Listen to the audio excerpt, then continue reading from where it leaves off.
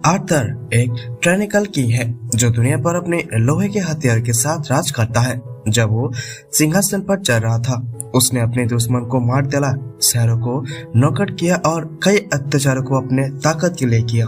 लेकिन एक दिन वो अपने कई हुए सब कुछ सोचता है और उसे गलती महसूस होता है। अगले पल उसकी हार्ट अटैक से उसे मौत हो जाता है। जैसे वो नीचे की तरफ गिर रहा होता है, एक आवाज आता है जो कहती है कि वो उसे दूसरा मौका देगी, लेकिन उसे ये चांस गलत नहीं करना चाहिए। कुछ ही देर के बाद आर्थर अपनी आंखें खोलता है और देखता है कि दो लोग उसके ऊपर देख रहा है। आदमी अपने नाम रोनाल्ड बताता है और कहता है कि वो आर्थर का पिता है, जबकि एलिस उसकी माँ है। उन्हें नहीं लगता कि उनका नया जमा हुआ बच्चा समझ पाएगा, लेकिन वो दोनों अपने बच्चे से काफी खुश हैं। आर्थर धीरे धीरे समझ पाता है कि ये लोग सच में उसके मम्मा पापा हैं और वो बस एक मिनट पहले ही नया जन्म लिया है। अभी उसे ये लगता है कि वो एक बच्चा फिर से बन गया है, लेकिन ये सब देखकर उसे ये सच में मानना पड़ रहा है कि उसका माँ पापा उसकी अच्छी तरह से देखभाल कर रहा है। वो खुश है, लेकिन फिर भी उसे अपनी बेबी बॉडी को लेकर थोड़ा सा परेशान हो रहा है। उसके सर भारी है, वो बोल नहीं सकता और वो कुछ ही घंटों में अपनी डायपर गलती से भी बाहर दिलाता है। वो कंट्रोल को खो चुका है। फिर वो एक दिन वो देखता है कि कुछ और अजीब चीजें जो अब तक उसने नहीं देखी थी। वो देखता है कि रेनल्ड अपने पांजों पर ताकत भर रहा है और एक बड़ा पत्थर तोड़ देता है। आर्थर हैरान होता है क्योंकि ये ताकत इसी जैसे के बारे में उसने कभी नहीं सुना था। अपने दुनिया के राजा होने के बाद भी ये काफी इम्प्रेसिव है। रेनल्ड अपने आप को तलवार का इंतजार करता है, लेकिन उसे अपने आसपास का ध्यान नहीं होता और एक पत्थर उसके सर पे गिर जाता है। एलिस चिंता करती है और वो रेनल्ड को ठीक करने के लिए मैजिक का इस्तेमाल करती है, लेकिन उसे कह देती है कि अगली बार संभाल कर अपनी ताकत का परेशान करे। रेनल्ड शो ऑफ कर रहा था, लेकिन जब वो सीरियस होता है तो उसके हाथ से बहुत ही खतरनाक काम हो सकता है। वो आसानी से एक जंगली सुअर को मार सकता है। जब वो शिकार पर जाता है और उसके साथ होने से उसका दोस्तों को बहुत ही मदद मिलता है। जब हंटिंग ट्रिप खत्म होता है, रेनल्ड अपने परिवार के पास वापस आ जाता है, लेकिन याद करता है कि वो अभी भी बोर का खून लगा हुआ है, इसलिए उसे सबसे पहले अपना सफाई करना होगा। आर्थर को इसे दो बातें सिखाने मिलती है। पहली बात है कि दुनिया में कितनी खतरनाक है कि यहाँ लोग अपनी रक्षा के लिए हथियार का रखते हैं, और दूसरी बात, अगर उसे खुद को आजादी से जीना है तो उसे लड़ना सीखना पड़ेगा। रेनल्ड के वापस आने के बाद एलिस कहती है कि आर्थर को अपने के लिए सोचना ही चाहिए और नॉर्मली वो बेबी होने पर नाराज होता, लेकिन ये एक ऐसा हिस्सा है जो उसे एक्चुअली अच्छा लगता है। अपनी पिछली जिंदगी में उसके कभी भी चैन से सोने का मौका नहीं मिला था, क्योंकि ये लोग हमेशा उसे मारने की कोशिश करता था बिना किसी वार्निंग के। अभी वो पूरी तरह से आराम से सो सकता है। महीने गुजर जाते हैं और आर्थर का बेबी लिम्स ऐसे मजबूत हो जाता है कि अब वो खुद से मूव कर सकता है। अब जब उसके पास मोबाइलिटी है तो वो अपने पहले काम के लिए मिरर के पास जाता है, जहां अपने आप को देखकर लॉन्ग लुक देता है। उसके माँ बाप को एक क्यूट लगता है, लेकिन वो बस समझ नहीं रहा कि वो सच में एक बेबी है। उस दिन जब एलिस उसे नैप के लिए सोने को कहती है, आर्थर अपनी प्लानिंग शुरू करता है। जैसे ही वो रूम से बाहर जाता है, वो अपना ब्लैंकेट को क्रेप से गिरा देता है और अपने आप को बाहर निकालने की कोशिश करता है। जब वो काफी दूर तक क्रॉल कर लेता है, वो लाइब्रेरी के दरवाजा खोलता है और एक किताब निकाल लेता है, क्योंकि उसने इस दुनिया के बारे में और भी ज्यादा जानना है। पढ़ते हुए वो ये सीखता है कि ये कॉन्टिनेंट का नाम डिकन है और ये 3 किंगडम से में डिवाइडेड है। पहला किंगडम जो ड्रॉप्स का है, जो बड़े क्रेव्स में रहते हैं। दूसरा है एनलोनोर किंगडम, जहाँ पर एल्स रहते हैं, घिरे जंगल में बसता है। और तीसरा है सेपिंग किंगडम, जो ह्यूमंस का किंगडम है और जहाँ एक राजा करता है। आर्थर को और भी कुछ जानना था तो वो बुक को निकाल लेता है। आर्थर ने नोटिस किया कि इस दुनिया में टेक्नोलॉजी का लेवल काफी कम है और इसका रीजन भी है मैजिक। लोग अपने बॉडीज के अंदर माना को मैनिपुलेट करके मैजिक यूज करता है, जबकि ये कॉमन नहीं है। मैजिक इस दुनिया में बहुत ही इम्पोर्टेंट है। लोग 2 तरीकों से मैजिक यूज करता है, एग्रीमेंट्स और कंजरिंग। एग्रीमेंट में लोग अपनी बॉडी में मना कैलकुलेट करता है, जिससे उसे जबरदस्त स्ट्रेंथ, डिफेंस और एग्रेसिविटी मिलता है, जबकि कॉन्जरस अपने माना को बाहर निकालता है और किसी भी परिणाम को कंट्रोल कर सकता है जो भी चाहता है। ये मैजिक सिस्टम का बेसिक आइडिया था, लेकिन आर्थर को हीलिंग मैजिक के बारे में कुछ नहीं मिलता। जो एलिस ने उसकी की थी, तो वो समझ जाता है कि शायद एलिस का कुछ अलग है। आर्थर को ये भी समझ में आ जाता है कि ये लोग प्रोबेबिलिटी के दुनिया में अपना मना मैनिफेस्ट करता है और फिर इस मना को एक मना के थ्रू कंट्रोल कर लेता है और मैच बन जाते हैं। ये बात आर्थर को समझ आ जाता है क्योंकि अपने पुराने जिंदगी में उसने भी अपनी ताकत को कंट्रोल करते हुए पावर हासिल की है और माना और की कैसे काम करता है दोनों में सिमिलरिटी है। वो अपने एनर्जी को फोकस करने की कोशिश करता है और धीरे धीरे माना को डेवलप होता है। ये आर्थर के लिए एक बड़ा सा स्टेप है। जब वो और ट्रेनिंग कर रहा होता है तब एलिस आकर उसको देख लेती है। एलिस बहुत ही चिंतित थी जब उसने देखा कि आर्थर अपने क्रैब में नहीं था, लेकिन वो खुश होता है कि आर्थर को कोई नुकसान नहीं हुआ है। लेकिन जब वो आर्थर उसके उठकर देख रहा होती है तो उसे कुछ अलग लगता है। आर्थर को डर होता है कि शायद एलिस ने उसके अंदर माना को महसूस कर लिया हो, लेकिन एक्चुअली एलिस ने बस ये नोटिस किया कि आर्थर ने अपना डर से गीला कर दिया। 2 साल गुजर जाता है और एक दिन एलिस अपनी जर्नल में लिख रहा होता है। वो ग्रेट बोलते होते हैं कि आर्थर स्ट्रॉन्ग और हेल्थी ग्रो कर रहा है, लेकिन थोड़ा वर्ड भी होता है क्योंकि उसने कभी भी आर्थर को मुस्कुराते हुए नहीं देखा। तब उसे रेनल्ड और आर्थर बाहर देखते हैं और लगता है कि रेनल्ड और आर्थर का शॉर्ट लेस दे रहा होता है। आर्थर इंटरेस्ट नजर आता है, लेकिन एलिस को बहुत ही गुस्सा आता है कि रेनल्ड ने उसे 2 साल के बच्चे को डेंजरस ट्रिक साथ लेने दिया है। आर्थर ने समझ लिया था कि एलिस को गुस्सा नहीं दिलाना चाहिए, तो वो केयरफुल रहता है। एलिस डिसाइड करता है कि वो आर्थर को टाउन दिखाने के लिए जाएगी और आर्थर जिससे बहुत ही एक्साइट होता है क्योंकि उसे दुनिया के बारे में पहले हाथ के वैल्यूएबल इंफॉर्मेशन मिलेगा। वो इस दुनिया की टेक्नोलॉजी का लेवल समझने के लिए पब्लिक के बीच बिकने वाले हथियारों को देखता है और वो नया सब्सटेंशन जो उसे पहले कभी नहीं देखा था उन्हें दिखाता है। सबसे अच्छी बात होता है कि उसे एक मैजिक को फायर मैजिक में कास्ट करते हुए देखने का मौका मिलता है।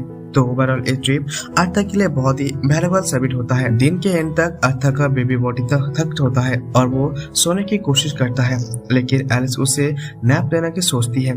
आर्थर को अब अपनी पूरी जिंदगी पर अपने कंपैरिजन में एक नया लाइफ काफी अच्छा लगता है। पिछली जिंदगी में वो कभी भी पेरेंट्स की केयर नहीं देख पाया और यहाँ पर उसे प्यार मिल रहा है।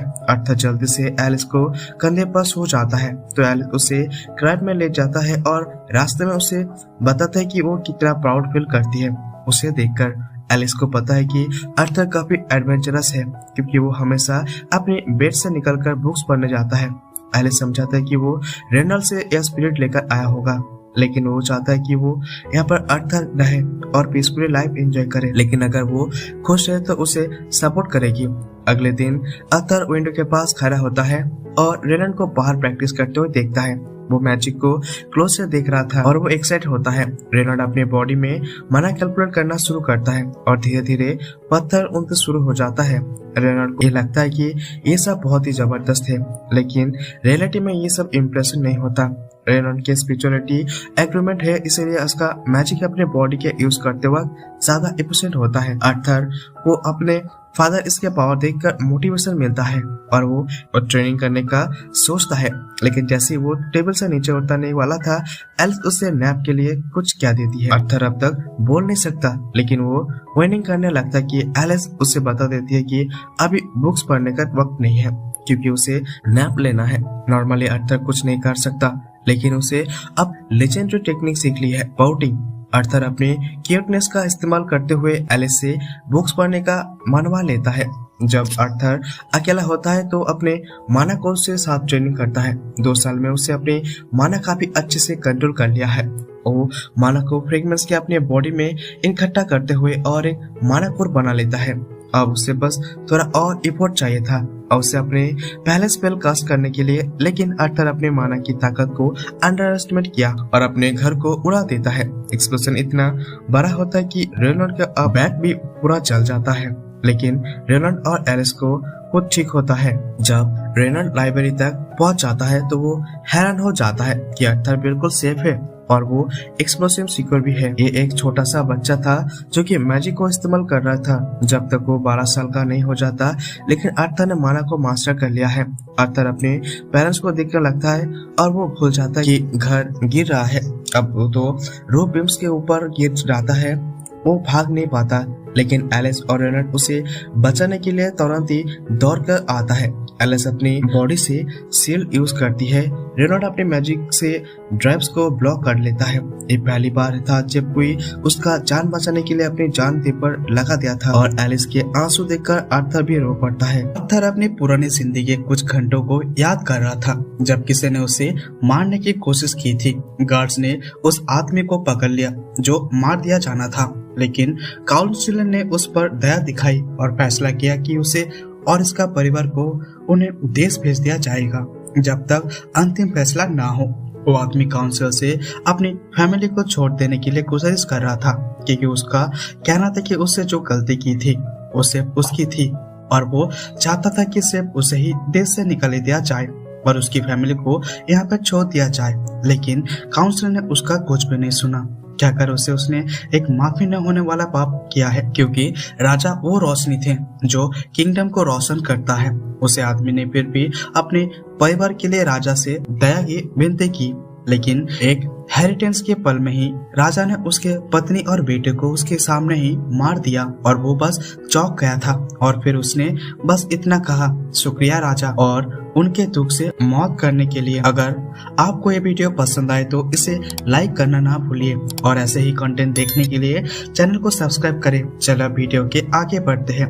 अब हम आज के समय में आ जाते हैं जहाँ पर आर्थर और उसका पिता ट्रेनिंग के लिए तैयार हो रहा था। आर्थर को पिता ने उसे ग्लव्स का एक चोट दिया था और खुद उसे यूज करते थे। आर्थर को एक लकड़ी की तलवार इस्तेमाल करना था। उसके पिता ने डिसाइड किया था वो भी उसके साथ लकड़ी का डांडा यूज करे।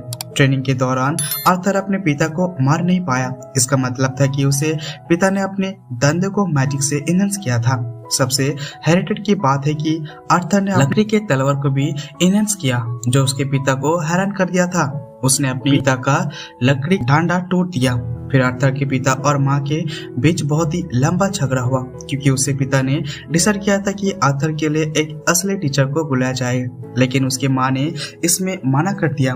आर्थर के पिता ने कहा कि वो बहुत ही प्रतिभाशाली है और उसे एक मजबूत टीचर की जरूरत है क्योंकि मैंने उसे कुछ भी नहीं सिखाया था। उसके माँ ने कहा कि हम दोनों उसे मैजिक सिखा सकते हैं। फिर उसने जवाब दिया, हम दोनों उसे कुछ भी नहीं सिखा सकते। उनसे सिर्फ इतना कह के उसने मैजिक इनहेंस डांडा को सिर्फ 4 साल की उम्र में ही तोड़ दिया। आर्थर की माँ हैरान हो गया था। फिर भी उसे बात का भी खिलाफ है और अपने बेटे को गले लगा लिया क्योंकि वो नहीं चाहता था कि उसका बेटा किसी दूसरे शहर में पढ़ाई करे।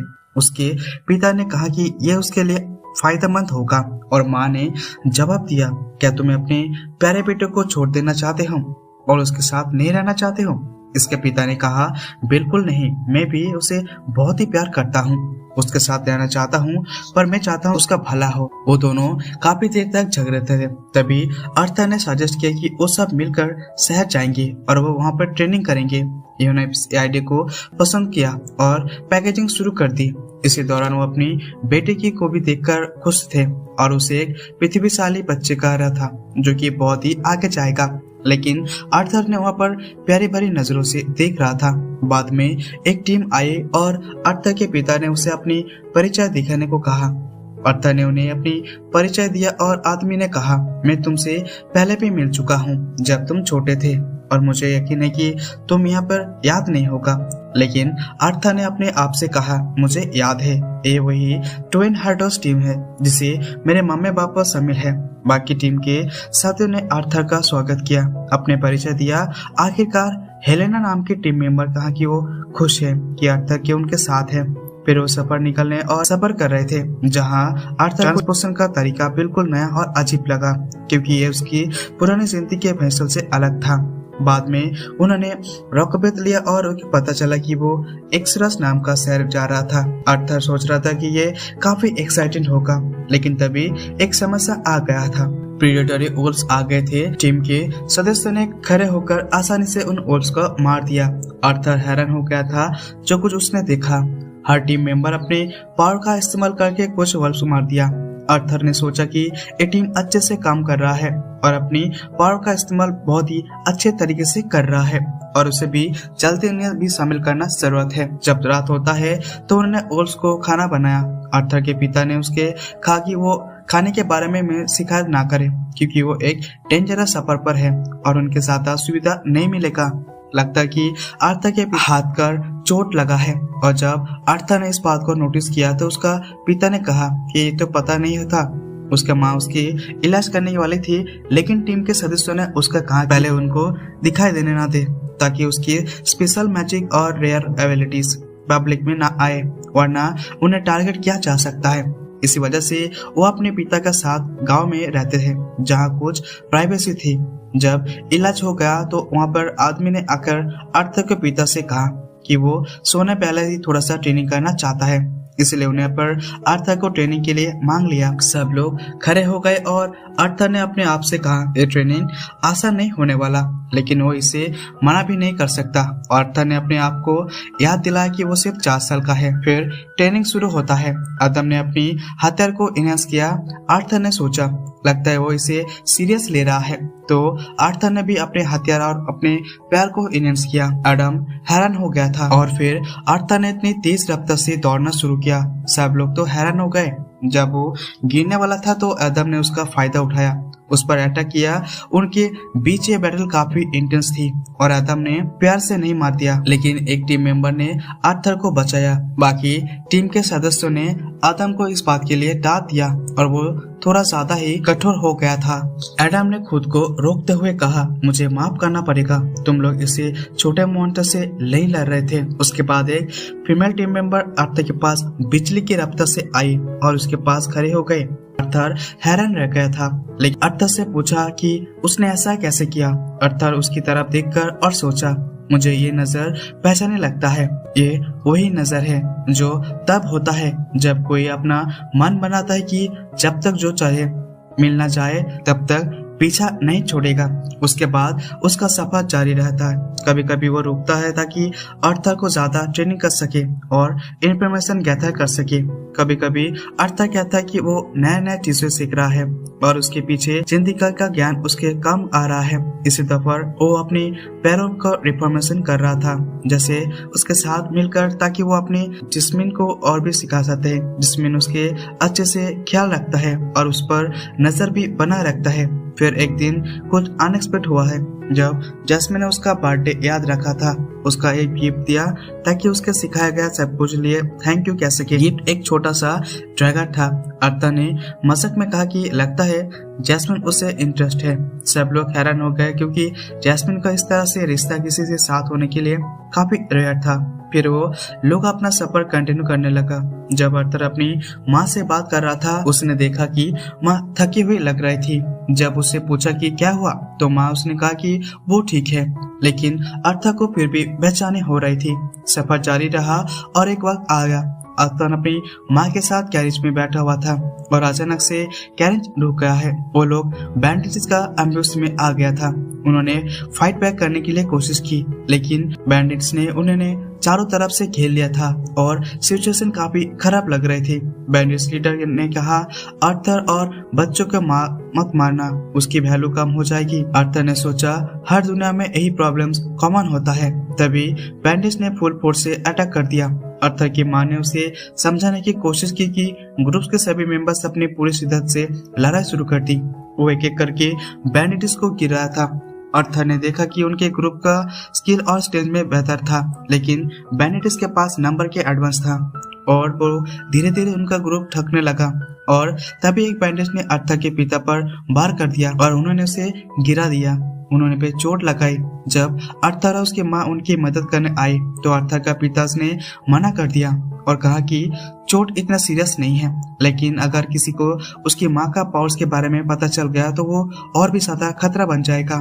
फिर आर्थर के पिता ने उसे कहा कि वो अपनी माँ को लेकर भाग जाए, लेकिन आर्थर ने मना कर दिया और कहा कि वो काफी स्ट्रांग है, फाइट करने के लिए रेडी है। उसके पिता ने कहा, अगर अपने स्ट्रेंथ का इस्तेमाल करना है तो उसे अपनी माँ को प्रोटेक्ट करने के लिए करो, क्योंकि वो जल्दी ही और बच्चे की माँ बनने वाली है। ये सुनकर आर्थर को सब कुछ याद आने लगता है, जो कुछ उसने देखा कि समझा था, और वो क्लियर हो गया। उसने फाइनली मान लिया। अपनी माँ को उठाकर अपने भगवान से शुरू कर दिया। बैंडिट लीडर ने उसे रोकने की कोशिश की, लेकिन आर्थर के पिता ने उस पर अटैक कर दिया और उसे गिरा दिया। बाकी बैंडिट्स ने भी आर्थर को रोकना चाहा, लेकिन टीम के मेंबर्स ने फाइट की और आर्थर के लिए एक रास्ता क्लियर किया। जब आर्थर भाग रहा था तो उसे सोचा कि मेरे पिछले जिंदगी में जो कुछ भी मुझे झेला, उसके बाद मैं आज फिर भी भाग रहा हूँ किसी और बच्चे के लिए। शायद ये मेरी सजा है उन सब पापों के लिए जो मैंने किया। उसे सब कुछ ठीक है, लेकिन तभी एक सोर्सर वहाँ पे देख रहा था। सोर्सर ने स्पेल उन पर डाला। आर्थर ने अपनी धक्का दिया ताकि वो स्पेल से ना टकराए, लेकिन वो खुद उसे अटैक से शिकार हो गया। वो माउंटेन की एज से नीचे गिरने वाला था, लेकिन उससे कहा कि मैंने अकेला नहीं गिरूंगा। उसने रोप से बंधा हुआ ड्रैगस को सोर्सर पर फेंका। उसने पकड़ा और उसे भी अपने साथ खींच लिया।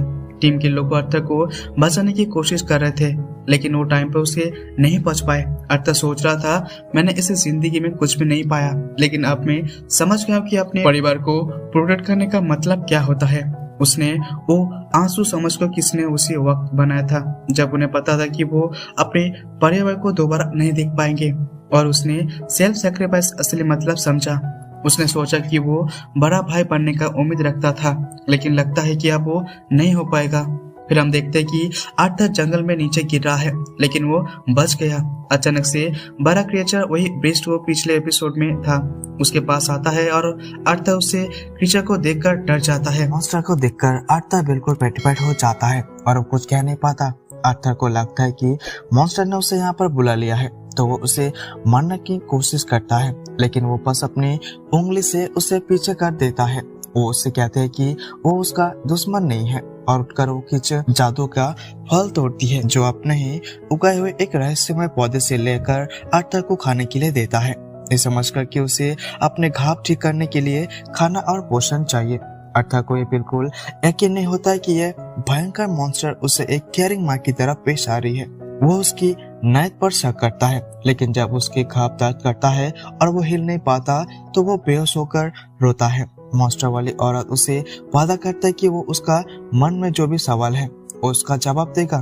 तब वो आर्थर उसका मौका फायदा उठाता है और खाना खाता है। जब वो शर्त पूरी हो जाता है तो उससे अपने माँ बाप के बारे में पूछता है। वो कहता है कि उसे अपनी जगह से पता चलता है कि आर्थर के परिवार ने सारे डाकुओं को हराकर और कुछ दिन पहले ही इस जगह पर छोड़ दी है। आर्थर को ये सुनकर शांति मिलता है और उसके माँ पापा और उसके होने वाले बहन अभी सेफ है, और वो मॉन्स्टर वाली औरत उसका शुक्रिया अदा करता है उसकी जान बचाने के लिए। वो नहीं जानता कि उसे क्या बुलाए, ना हम भी, इसलिए वो अपना नाम सिल्विया बताता है और लगता है कि सिल्विया कुछ गहरे रह छुपा रहा है। आर्थर अगले कुछ दिन सिल्विया के देखभाल में रहता है, फल खाता है और उसके छाती को घाव पूरी तरह से ठीक कर देता है। जब वो चलने फिरने का लायक हो जाता है वो अपने घर वापस चलना चाहता है, लेकिन सिल्विया कहता है वो जो जगह पर है वहाँ भयंकर जानवर और डाकू है। अगर वो आर्थर को अकेला गया तो वहाँ पर एक दिन भी जिंदा नहीं रह पाएगा। फिर भी सिल्विया एक तरीका निकालता है उसे जाने का, क्योंकि वो एक नहीं दे सकता कि ये बच्चा अपने परिवार से अलग हो।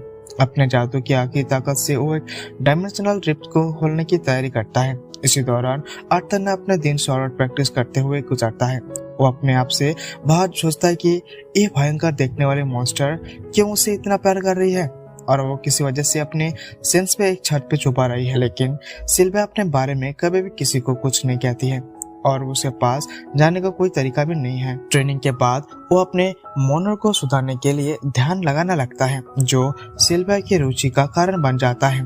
फिर उसे कुछ और जबरदस्त दिखाती है, एक तरीका जो सराउंडिंग का मासे माना इकट्ठा करते हुए साथ ही मैजिक के इस्तेमाल भी किया जा सकता है। सिल्विया बताती है कि इन लोगों का माना एक बारे में सतर पिचार ने माना इकट्ठा करने का और उसे अलग से इस्तेमाल करने का मसला बनाया है। वो बताता है कि उस जगह से इस जीव को दोनों को काम आ सकता है और कर सकता है, इसलिए उन्हें पर माना डिप्लेसिंग का कोई मसला नहीं होता। सिल्विया ये भी कहता है कि मैजिकल बीस्ट ये काम उतनी आसानी से करता है जितने वो सांस लेता है। फिर वो आर्थर से पूछता है कि क्या ये काबिल बनना चाहता है। ऑब्वियसली आर्थर बिना सोचते हुए जवाब देता है हाँ, लेकिन सिल्विया उससे पहले एक सवाल पूछता है कि उसे ताकत क्यों चाहिए। आर्थर सच्चाई से जवाब देता है कि उसे ये ताकत चाहिए ताकि वो अपने परिवार को बढ़िया तरीके से प्रोटेक्ट कर सके, और सिल्विया इसे बारीकी उससे बात कर खुश होता है। इसी दौरान एक क्रिएचर क्लिप पर दिखाई देता है जो बिल्कुल सिल्विया जैसी दिख रही होती है।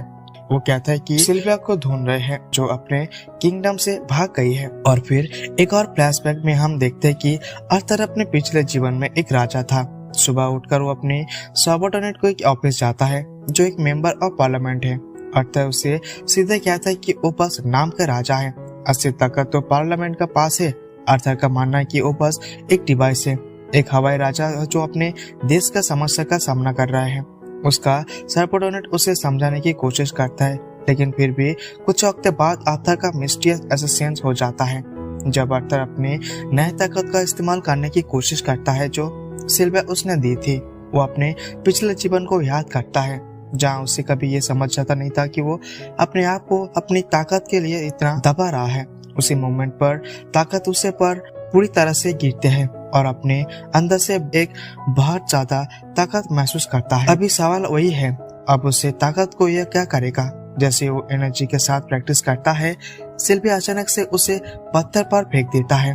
वो कंफ्यूज हो जाता है कि यहाँ पर क्या हो रहा है और क्यों वो जिसे अपना राक्षस समझता था अब उसे मार रहा है। वो कहता है डरो मत, लेकिन तुम यहाँ पर कुछ देर के लिए रहना होगा। पत्थर के अंदर से आर्थर एक जबरदस्त पावर सर्च महसूस करता है। एक और क्रिएचर आता है जो बिल्कुल सिल्विया जैसे दिखता है। एक क्रिएचर सिल्विया को ढूंढते हुए यहाँ पर आए है। सिल्विया हैरान है कि उसे कैसे ढूंढ लिया। क्रिएचर कहता है कि उसने खून की भूख के पीछे किया था। वो जोर से कहता है कि सिल्विया उसके साथ चले, लेकिन सिल्विया मना कर देता है। सिल्विया जान लगा देने के लिए तैयार हो जाता है। जब क्रिएचर अटैक करने की कोशिश करता है, वो अपने असली रूप में बदल जाता है। पूरा इलाका बर्फ से जम जाता है। जब वो ठंड से सांस लेता है, सिल्विया सच में एक शक्तिशाली ड्रैगन है। क्रिएचर देखकर कहता है कि इससे अगर उसने इतना ज्यादा पावर का इस्तेमाल किया तो वो मर जाएगा, लेकिन सिल्विया को मौत का कोई फर्क नहीं पड़ता। उसके लिए वो अपनी जिंदगी खुश रहे थे और मौत क्या आपत्ति है, तो चाहे वो मौत हो या फिर सरेंडर करने को तैयार नहीं है। दोनों को बीच में एक भयंकर लड़ाई शुरू हो जाता है। आर्थर हेल्पलेसली केप के देख रहा होता है कि शक्ति देखकर हैरान हो जाता है। जैसे ही एक स्टिक था, क्रिएचर भी उतना ही ताकत से लड़ता है। लगता है कि वो जीत रहा है, लेकिन सिल्विया अपने ट्रम्प कार्ड रिलीज करता है। वो पूरी इलाका को फ्रीज कर देता है और क्रिएचर को पकड़ लेता है। फिर वो केप खोलता है और आर्थर को भरे आंखों से सिग्नल देता है। जब आर्थर बाहर आता है और अपने असली रूप देखकर शॉक हो जाता है, वो सोच में कि ड्रैगन है। सिल्विया आसमान को देखता है और कहता है कि अब तुम जा सकते हो, मैं तुम्हारे पावर दिया है ताकि तुम घर जाकर वापस जा सकते हो। वो पूछता है कि आर्थर अपने पावर का क्या करेगा। वो चाहता है कि उसे गुस्सा या नफरत से इसे कंज्यूम ना हो। आर्थर जवाब देता है, मैं अपने परिवार को प्रोटेक्ट करने के लिए ये पावर इस्तेमाल करूंगा। सिल्विया मुस्कुराता है, मैं नहीं चाहता कि तुम घाम या फिर नफरत से जिंदगी जीने के लिए मेरे लिए जिंदगी जियो।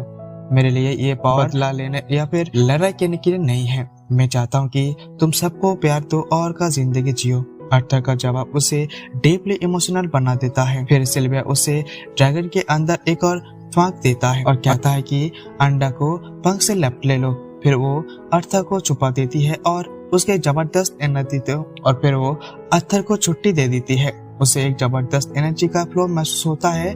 उसकी उंगलियों से लेकर आर्म तक एक ग्लोइंग लाइन सिपट हो जाता है, जिससे एक टैटू उसका टॉप पता चलता है कि वो एक लाइन देखने लगता है। सिल्विया एडमिट करता है कि वो उससे पहले भेज सकता है, लेकिन उसे यह इसलिए रोका गया कि उसके वापस जाने का अनसेफ था। लेकिन अब वो सच बताया है। उसे आर्थर की कंपनी बहुत ही पसंद आए। किसी से बात करना, किसी के बॉन्ड करना, ये उसके लिए काफी दिनों बाद था। आर्थर की पेशेंस एक प्रेशियस गिफ्ट है और आर्थर भी उसके साथ वक्त गुजारकर काफी कुछ सीख के गया। ये एक इमोशनल गुड बाय था। आर्थर आंसू को साथ सोचता है कि वो सिल्विया को प्रोटेक्ट नहीं कर सका। याद करता है कि सिल्विया ने उसे कितने कुछ किया है, उसे स्ट्रेंथ दी और कितने केयर की थी, लेकिन वो उसे बचा नहीं सकता। ये सोचकर वो उदास हो जाता है। वो सोचता है कि उसे वो जो किया था वो तोड़ दिया। फिर सिल्विया मुस्कुराते कहती है, मुझे ये नहीं फर्क पड़ता मुझसे किस नाम से बुलाते हो, चाहे मैं ड्रैगन हूँ या फिर मॉन्स्टर, तुम्हारे लिए मैं फैमिली हूँ। आर्थर कहता है, फिर आप मेरे दीदी हो। ग्रैंडमदर की तबीयत अल्बा को दिल को छू जाता है। ये सभी उसके सोल को तलता है। सिल्विया एक ड्रैगन इमोशनल से भर जाता है और वो पढ़ती है। वो कहती है, फिर से ये खाना। आर्थर फिर से कहता है, दादी। सिल्विया चुपचाप अपने लाइफ को अंदर अंदर रख लेता है। आर्थर वो अंडा और पंख लेकर निकलता है। और आसमान खुल जाता है, पर वो जाना नहीं चाहता। वो सिल्विया से कहता है मेरे साथ चलो, लेकिन वो जवाब नहीं देती। जब ओपनिंग बॉन्ड होता है, सिल्विया ने अपने सील वर्ल्ड के रिलीज कर देता है और उसका ओपोनेंट दोबारा अपनी ताकत पर ले आता है। वो क्रिएचर सोचता है कि असली शक्तिशाली क्रिएचर सिर्फ एक छोटी अटैक से मरना मुमकिन है। वो क्रिएचर पास आता है, समझाने की कोशिश करता है, लेकिन सिल्विया ने सिर्फ अपने आप को ही मार दिया था। जैसे वो क्रिएचर पास जाता है, सिल्विया आंखें खोलती है और एक जबरदस्त माना ब्लास्ट होता है। ये इतना पावरफुल होता है कि उसे सर्वाइव नहीं कर सकता। पूरे केप में धमाका हो जाता है। मैनुअल अर्थर आंसू के साथ अपने घर की तरफ जाता है। उसकी आंखों में एक नया डिटरमिनेशन है। सिल्विया की आवाज आसमान में गूंजती है। वो कहता है हमारी बातें मत भूलना, गम जरूर है लेकिन अपने गम को मुस्कुराते साथ जीने के लिए कोशिश करो। वो कहती है कि उसे बदला लेने की कोशिश ना करनी चाहिए, ये जिंदगी को एक कदम वक्त में बदलाना चाहिए। अर्थर को अपने आप पर डाउट है, लेकिन सिल्विया उसे याद दिलाता है कि तुम हो किंग ग्रे, सबसे शक्तिशाली राजा, तुम कुछ भी कर सकते हो। सिल्विया कहती है अपने दिल का गुस्सा और दर्द से मत भरना, अपनी जिंदगी उसी के साथ जीना। अर्थर को शौक होता है कि सिल्विया ने हमेशा उसके असली नेचर को समझा था। ये एक सच्चाई और गहरा इमोशन का मोमेंट है। आवाज धीरे धीरे हवा में गायब हो जाता है। अर्थर अब जमीन पर आ चुका है और वो सिल्विया के दिए हुए गिफ्ट को अपने बैग में रखकर नया जज्बे और ताकत के साथ अपने घर की तरफ बढ़ता है, एक नया सोच के साथ कि दुनिया को एक मुस्कान से बदला सके। क्या अर्थर ये रिसर्च लंबा चलेगा? अर्थर जब 11 फॉरेस्ट में टेलीपोर्ट होता है, अपना सफर शुरू करता है और घर वापस जाने के लिए, लेकिन जब वो चल रहा होता है तब अचानक उसे एक खून चिल्लाने की आवाज सुनाई देता है जो जंगल के पार से आ रहा होता है। आवाज एक छोटी लड़की की लगती है तो वो तुरंत अपनी माना को इकट्ठा कर वो अपने पैरों में ताकत डालकर उसी तरफ रेस करता है। वो एक लंबे ट्री पर चढ़ जाता है ताकि उसे अच्छी वेंटेज पॉइंट मिले। जैसे वो ऊपर पहुंचता है, वो क्लियरली देख पाता है कि एक ग्रुप ऑफ बैंडिट्स का एक छोटी लड़की को किडनैप कर रहे हैं। लड़की उसे बचाने की कोशिश करता है, लेकिन बैंडिट्स ने उस पर पकड़ लिया होता है। उसकी मुंह बंद कर दिया है ताकि वो ज्यादा ना चीखे, क्योंकि लड़की एल्फ है। बैंडिट उसे ब्लैक मार्केट पे बेचने का प्लान बना रहे होते हैं ताकि उसे अच्छी मुनाफा हो सके। वो लड़की को बंधा करके अपने कैरेज कर पीछे डाल देती है। अर्थर पूरा सीन देख रहा होता है और उसे अपने परिवार के ऊपर गए बैंडिट अटैक की याद आ जाता है। उसे याद आता है कि बैंडिट्स ने यहाँ पर कहा था कि वो उसे और ग्रुप की औरत को वो जिंदा रहने का ताकि उसे बाद में स्लेव के रूप में बेचा जा सके। ये याद कर अर्थर गुस्सा बढ़ जाता है। उसे पहले ख्याल होता है कि वो सब बैंडिट्स को मार डाले जो ऐसा घटना कर रहे हैं, लेकिन फिर उसे सिल्विया की बातें याद आता है जो उसे रेज को कंट्रोल करने के बारे में कही थी। तो वो थोड़ा रुक कर सोचता है और अपना गुस्सा शांत करता है। वो समझता है कि अगर अभी अटैक करेगा तो लड़की की जान खतरे में आ सकता है, इसलिए वो पेशेंटली सही वक्त का इंतजार करता है। लुटेरे अपने कैरेज में बैठकर जंगल से निकलते हैं और अर्थर उन्हें चुपचाप कर फॉलो करता है। रात तक लुटेरे को रोककर कैंप सेट करना पड़ता है क्योंकि वो अंधेरे में सफर नहीं कर सकते। अर्थर सोच रहा होता है कि क्या उन्हें ह्यूमन टाउन तक फॉलो करके अभी तक अटैक करते, लेकिन तब उसे बैंडिट्स की बातें सुनाई देता है। एक बैंडिट्स अपने फेवरेट एल्व्स को बारे में बात कर रहा होता है और अर्थर समझ जाता है कि वो लड़की के साथ अब और वक्त ज्यादा नहीं कर सकता। उसे अब बैंडिट्स को और जिंदा नहीं छोड़ना चाहिए, लेकिन वो जानता है कि उसे अभी अंधेरा होने तक रोकना होगा। अर्थर कुछ ही देर के लिए मेडिटेशन करता है ताकि वो अपने आप को मेंटली और फिजिकली रेडी कर सके, क्योंकि वो जानता है कि वो अब जो करने वाला है उसमें बहुत मारपीट होगा।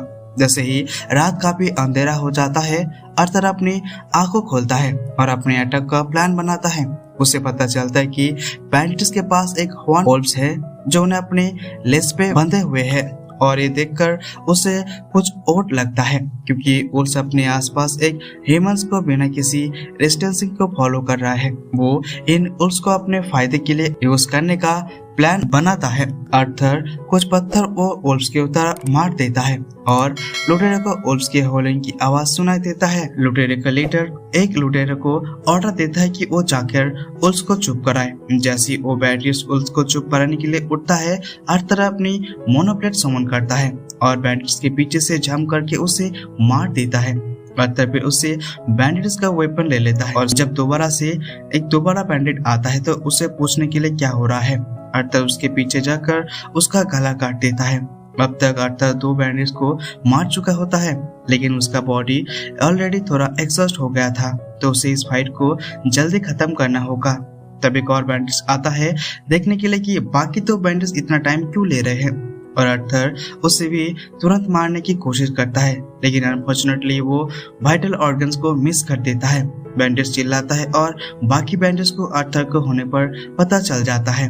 बैंडिट्स लेटर समझ जाता है कि अर्थर एक मेज है और वो जानता है कि ये फाइट आसान नहीं होने वाला, लेकिन उसे अर्थर को मारना नहीं चाहिए क्योंकि एक मेज को ब्लैक मार्केट पे बेचकर वो और भी ज्यादा पैसा कमा सकता है। बैंडिट लीडर अपनी ताकत को अपने हाथों पर चैनल करता है और अर्थर पर अटैक करने के लिए अपने हाथ स्विंग करता है, जंप बैक करके काउंटर करने की कोशिश करता है, लेकिन बैंडिट लीडर उसे डॉज कर लेता है। अर्थर उसे सरप्राइज करने के लिए अपनी नाइफ बैंडिट्स को टारगेट कर फेंकता है, लेकिन बैंडिट्स के नाइफ को पकड़ लेता है और उसे अर्थर की एजेंट यूज करने का सोचता है और उसे नीचे गिरा देता है।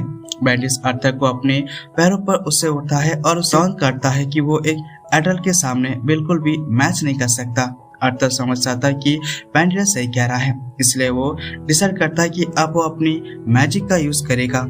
अपने फायरबॉल स्पेल का बैंडिट्स के घोड़े पर मारता है और जब बैंडिट्स दर्द से चीखता है, अर्थर उसके सर में अपना नाइफ डाल देता है। अब सिर्फ एक बैंडेज बचा है जो अर्थर ने पहले इंजर किया था, और जब वो भी मर जाता है अर्थर लड़की की तरफ जाता है जो कैरेज के अंदर बंधे हुए होता है। लड़की को पूरा वक्त ब्लाइंड पोल देख रहा था और उसे कुछ भी समझ नहीं आ रहा था, इसलिए अर्थर उसे बताता है कि बैंडिट को उसके मार दिया है और वो अब सेफ है।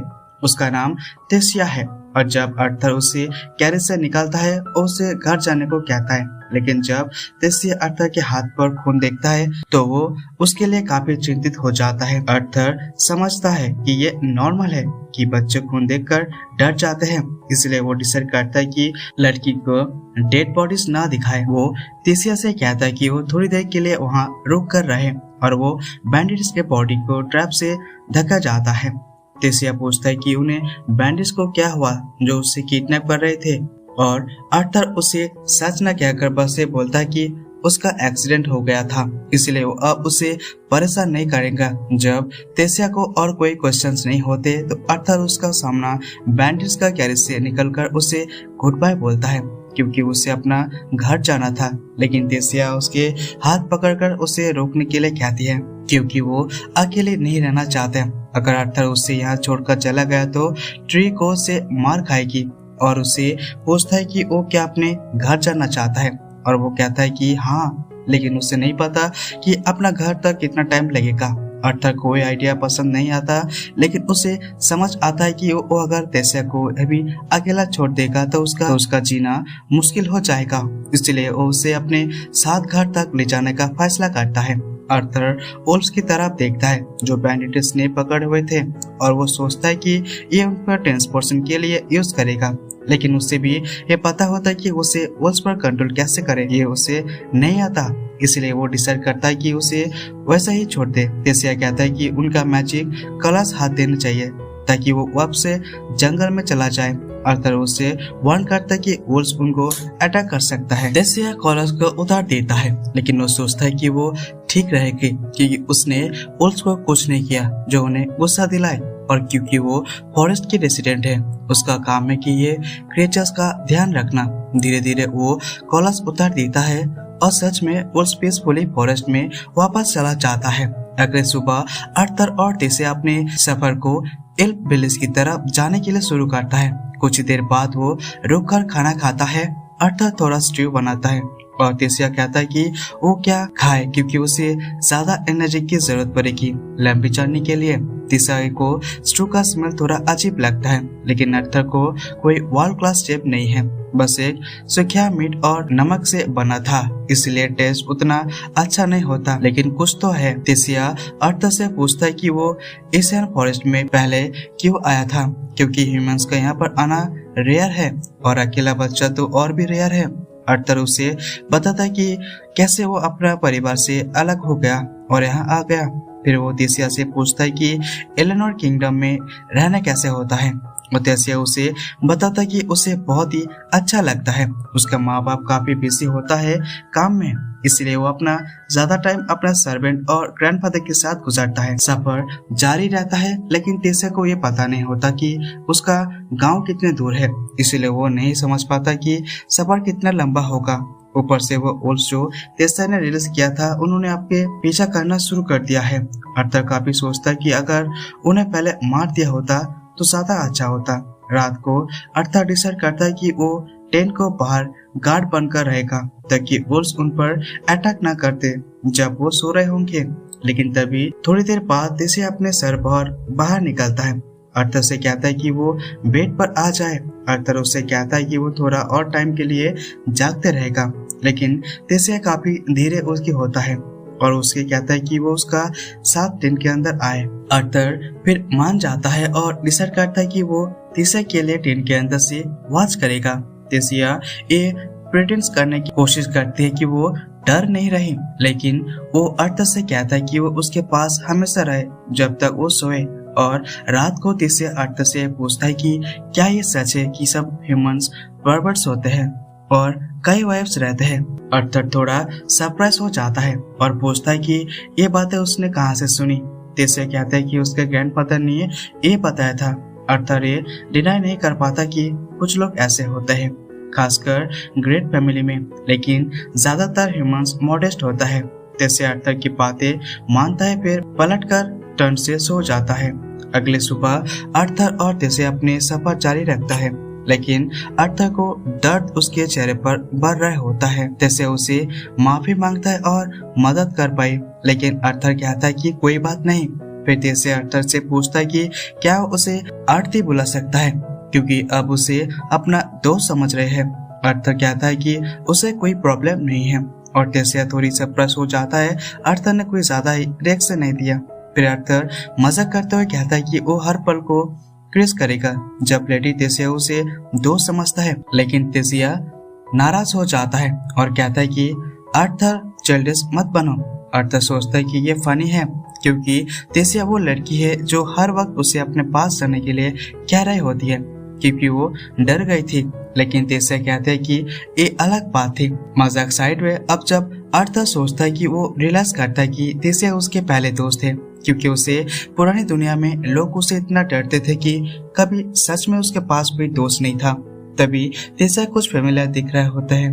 अर्थर को बुलाता है कि अर्थर जाता है, सोचता है कि शायद कोई अच्छी लड़की या फिर कुछ अच्छी मिल गई होगी, लेकिन उसके सरप्राइज होने पर वो एक बहुत ही बड़ा पीरा दिखा देता है जिसमें एक पोर्टल बना होता है। तेसिया अर्थर को बताता है कि एयर पैलेस का एंट्रेंस यही है। फिर वो अपने हाथ एक्सटेंड करता है और कहता है कि वो उसका साथ चले। और ये था एपिसोड 4 का एंड। बिफोर ही नोस वो एज पे लटके हुए है, अपने हाथ उसकी तरफ बढ़ाते हुए बुला रही है। उसे मोमेंट में वो कंफ्यूज्ड है, क्या उसे उसका साथ जाना चाहिए या फिर घर वापस जाना चाहिए। वो उसका हाथ पकड़ता है और उसके साथ चले जाता है। दोनों दूसरी तरफ पहुंच जाता है और वो जमीन पर गिर जाता है कमजोर। जब तक वो पूरी तरह से रिकवर नहीं हो पाता, आर्म गार्ड्स उन्हें घेर लेता है। वो कहता है कि उन्होंने टेलीपोर्टेशन होल के थ्रू उन्हें ट्रैक किया है। अचानक वो उसे पकड़ लेता है और उसे गार्डन पर तलवार रख देता है। वो तेसिया का नाम पुकारता है, बस उसे खड़ा देखकर बिना किसी एक्सपीरियंस के क्या हो रहा है, क्या उसकी दयालु नेचर सच में उसे धोखा देने तक ले आई है। गार्ड्स ने अर्थर से पूछता है कि कैसे एक ह्यूमन को उनकी स्कैट आइलैंड में आने की इजाजत मिली है। अर्थर तेसिया की तरफ देखता है, ये उम्मीद करते हुए कि वो कुछ क्लैरिफाई करेगा, लेकिन वो चुप रहती है। अर्थर को लगता है कि वो धोखा खा गया है। अपने आप को बेवकूफ महसूस करता है कि कभी उसे अपने दोस्त समझा, पर पता चला कि वो तेसिया बस इसके लिए चुप थी क्योंकि वो अभी भी एक बच्ची है। और जब गार्ड्स ने ये कहने वाला होता है कि वो अर्थर को मार देंगे, तभी वो फाइनली स्टेप करता है, उसका साथ देता है और वो कहता है कि उसने उसकी जान बचाई थी। लेकिन गार्ड्स को अभी भी ये समझ में नहीं आता कि अर्थर ने कैसे तिसिया को ब्रेन वॉश कर दिया है। हाँ बिल्कुल, फॉर 11 लैब्स के अकेला वैसे और सारे आदमी पोर्टल से निकलता है और गार्ड्स को ऑर्डर देता है कि वो आर्थर को जाने दे। ये आदमी है बैरन आर्ट एलेनोर के फॉर्मर किंग और वो पर्सनली आर्थर का शुक्रिया अदा करता है तिसिया को बचाने के लिए। ये बताता है कि वो उसका पोती है जो इसे किंगडम के प्रिंसेस है। आर्थर पूरी तरह से शॉक हो जाता है इसे रिविलेशन से, क्योंकि उसने कभी भी सोचा नहीं था कि तिसिया रॉयल्टी से हो सकता है। उसके साथ टाइम गुजारने का दौरान उसने कभी भी ऐसा किसी चीज के एहसास नहीं किया। तिसिया को पेरेंट्स किंग के अलादीन और क्वीन एरिथ कुछ ही देर बाद आता है और अपनी गुमशुदा बेटी से मिल जाता है जो कुछ दिनों में उससे अलग हुई थी। मेरिल अपनी बेटी को ठीक से चेक करते है कि जब अलादीन पूछता है कि ह्यूमन यहाँ पर क्या कर रहा है, लगता है कि अलादीन ने अपनी माँ को एक लिया है और उसका फादर को कंप्रेसर में उठना वैसे नहीं है, क्योंकि वो तुरंत अपने सोल्जर्स को ऑर्डर देता है कि वो आर्थर को मार डाले। बैरन पर स्टेप इन करता है, कहता है कि उसने गार्ड्स को रोकने का ऑर्डर दिया था और वो अलादीन को समझता है कि आर्थर उसके प्रेशियस तिसिया को बचाया है, चाहे वो सो कॉल्ड बारबेरिक ह्यूमन हो। तिसिया भी बैरन के स्टेटमेंट का सपोर्ट करता है, अपने फादर से रिक्वेस्ट करता है कि वो अपने दोस्त को नुकसान न पहुंचाए और ये भी सजेस्ट करता है कि वो उसे अपने कैसल बुलाए। अलादीन को सच में हेसिटेशन होती है कि एक ह्यूमन को उस कैसल में कैसे आ सकता है। फिर तिसिया वेट नहीं करती और तुरंत ही आर्थर के पास जाकर उसे कहता है कि अगर वो आएगा तो उनके रॉयल शेफ की उसका फेवरेट स्नैक बनाएगा। ये बारबीज शेफ टोडलस पर काम करता है। वेल, आर्थर टेक्निकली टोडलस है तो कोई बात नहीं। अलादीन अपने सासी बेटी को अपसेट नहीं करना चाहता, इसलिए वो मान जाता है। इसी बीच पर बैरन के कॉन्शियसली मैक्सिमम पे होती है और वो आर्थर को मिस्टीरियस पावर को महसूस करता है। उसे बाद में प्राइवेट में बात करते हुए कहता है। अभी के लिए आर्थर तिसिया के साथ जाता है और एलेनोर किंगडम में एक वॉल करता है, एक ऐसी सोसाइटी जहाँ पर गांव के पैदान के ऊपर और नीचे बनाया गया है और लोग सिंपल लेकिन पीसफुल लाइफ जीते हैं। जब आर्थर तिसिया के साथ चल रहा होता है वो सबका अटेंशन ड्रॉ करता है। सब क्यूरियस होता है कि एक ह्यूमन यहाँ पर क्या कर रहा है। आर्थर को यह बात समझ नहीं आता कि तिसिया ने पहले उसकी मदद क्यों नहीं की, वो क्यों हेसिटेट हुई थी और वो जब सीरियस एक्सप्रेशन का क्या मतलब था उसे समझ नहीं आता और ये सोच उसे डिस्टर्ब कर रहे होता है। उसका सर में तेज दर्द होता है। कोई बात नहीं, वो अपने सराउंडिंग के सस्पिशियस नजर से देख रहा है, अपने गार्ड को नीचे नहीं होने दे रहा। वो लोग कैसल के पास पहुंच जाता है और जब वो एंटर करता है उन डजन माइंड्स और वेलकम क्या चाहता है, जिसके काम बस तिसिया को हमेशा हैप्पी रखना होता है। पर आज तिसिया चाहते थे कि वो और आर्थर का शुक्रिया अदा करे, तो अपने सारे मेट्स को ऑर्डर देता है कि वो आर्थर के बेस्ट हॉस्पिटलिटी दे। ये कहते हैं कि उसने उसका जान बचाई थी। जब उन्हें रिक्लाइन देखकर तिसिया उनके अश्रु करता है। आर्थर अनरेयर ह्यूमंस में से हो जो सच में दिल से अच्छा है। फिर वो आर्थर से पूछता है कि वो क्या करना चाहता है, स्नैक्स खाना, खेलना, लंच करना या फिर सफेद फ्रेशन अप होना। पर इन सब से पहले आर्थर चाहता है कि वो तिसिया के पेरेंट्स से बात करे और जो फॉरेस्ट में हुआ है उसका बारे में समझ आया है। अब तक कुछ भी एक्सप्लेन नहीं किया गया है, तो वो सबको मीटिंग रूम में बुलाता है, सीरियसली से शुरू करता है। लेकिन तिसिया अपने ही वर्ल्ड में है, सबके लिए टी और स्नैक्स ले आता है। शायद समझती है कि ये बस एक टी पार्टी है। वैसे भी अलादीन अपने आप को इंट्रोड्यूस करता है अपने वाइफ मरियल और अपने फादर बैरन को आर्थर से, और आर्थर भी अपने आप को सिर्फ एक नॉर्मल लड़का बताता है जो सपने एक छोटे से गांव में पैदा हुआ था। वो अलादीन के सामने झुकता है। ये क्या कर कि कॉमनर जैसे उसके भी काफी रॉयल फैमिली से मिलने का मौका नहीं मिलता और वो कितना शुक्रिया अदा करता है कि इसी मौके का। अलादीन को ये सरप्राइज होता है कि आर्थर कितना एजुकेटेड लगता है, जबकि उसने खुद को प्रेजेंट बताया था, लेकिन वो उसे बात कंटिन्यू कर देता है। आर्थर फिर अपना पूरा एक्सपीरियंस बताता है, किस तरह से अपने फैमिली से अलग हो गया था और वो किंग को सच नहीं बताता पर कुछ छुपाता भी नहीं, जिसे अपने मिस्टीरियस ड्रैगन सिल्विया से मिले की बात जब वो कहानी आता है और ये बताता है कि कैसे उसने तिसिया को स्लेव स्टेटस के बचाया था। तब रूम के मूड चेंज हो जाता है। एक बार फिर से अलेन अपने चांस को फायदा उठाता है और पूरा ह्यूमन रेस को ब्लेम करता है क्यों ने कि स्लेव ट्रेडर्स ने उसकी बेटी को किडनैप करने की कोशिश की थी। दूसरी तरफ बेन असली सवाल पूछता है कि एक 5 साल का बच्चा ने कैसे 3 बड़े स्लेव ट्रेडर्स को हरा दिया। ये सिर्फ नेगोशिएशन या फिर बेगिंग से तो नहीं हो सकता। तो आर्थर अपने सच बताता है कि वो कहता है कि वो एक टैलेंटेड मैच है और उसके अपने पावर से स्लेव ट्रेडर्स को मार गिराया है। लेकिन अलादीन को तो ये इसका पर यकीन नहीं होता कि ये तो मुश्किल है और वो गार्ड्स को जो पहले अपना ओपोनेंट दे चुका था फिर से अपनी अनवांटेड ओपोनेंट देता है। कहता है कि आर्थर ने टेसिया का ब्रेन वॉश कर दिया होगा ताकि वो उनका स्कैट आइलैंड में घुस सके, जो पहले से ही आर्थर के लिए बोझ कर रहा था। अब उसे इनडायरेक्टली मिल रही डिसरेस्पेक्ट को भी बिल्कुल भी बर्दाश्त नहीं करता और तुरंत ही गार्ड को शॉट डाउन कर देता है। इससे भी आगे आता है और ये बताते हुए कि उनसे स्लेव ट्रेडर्स को बात करते सुना था कि उसे हाई प्राइस में बेचने वाले थे और अपने ट्रॉमेटिक एक्सपीरियंस को याद करता है जब जैसे अपने पूरा कहानी सुनाता है कई उससे सारे आर्थर ने बचाया था।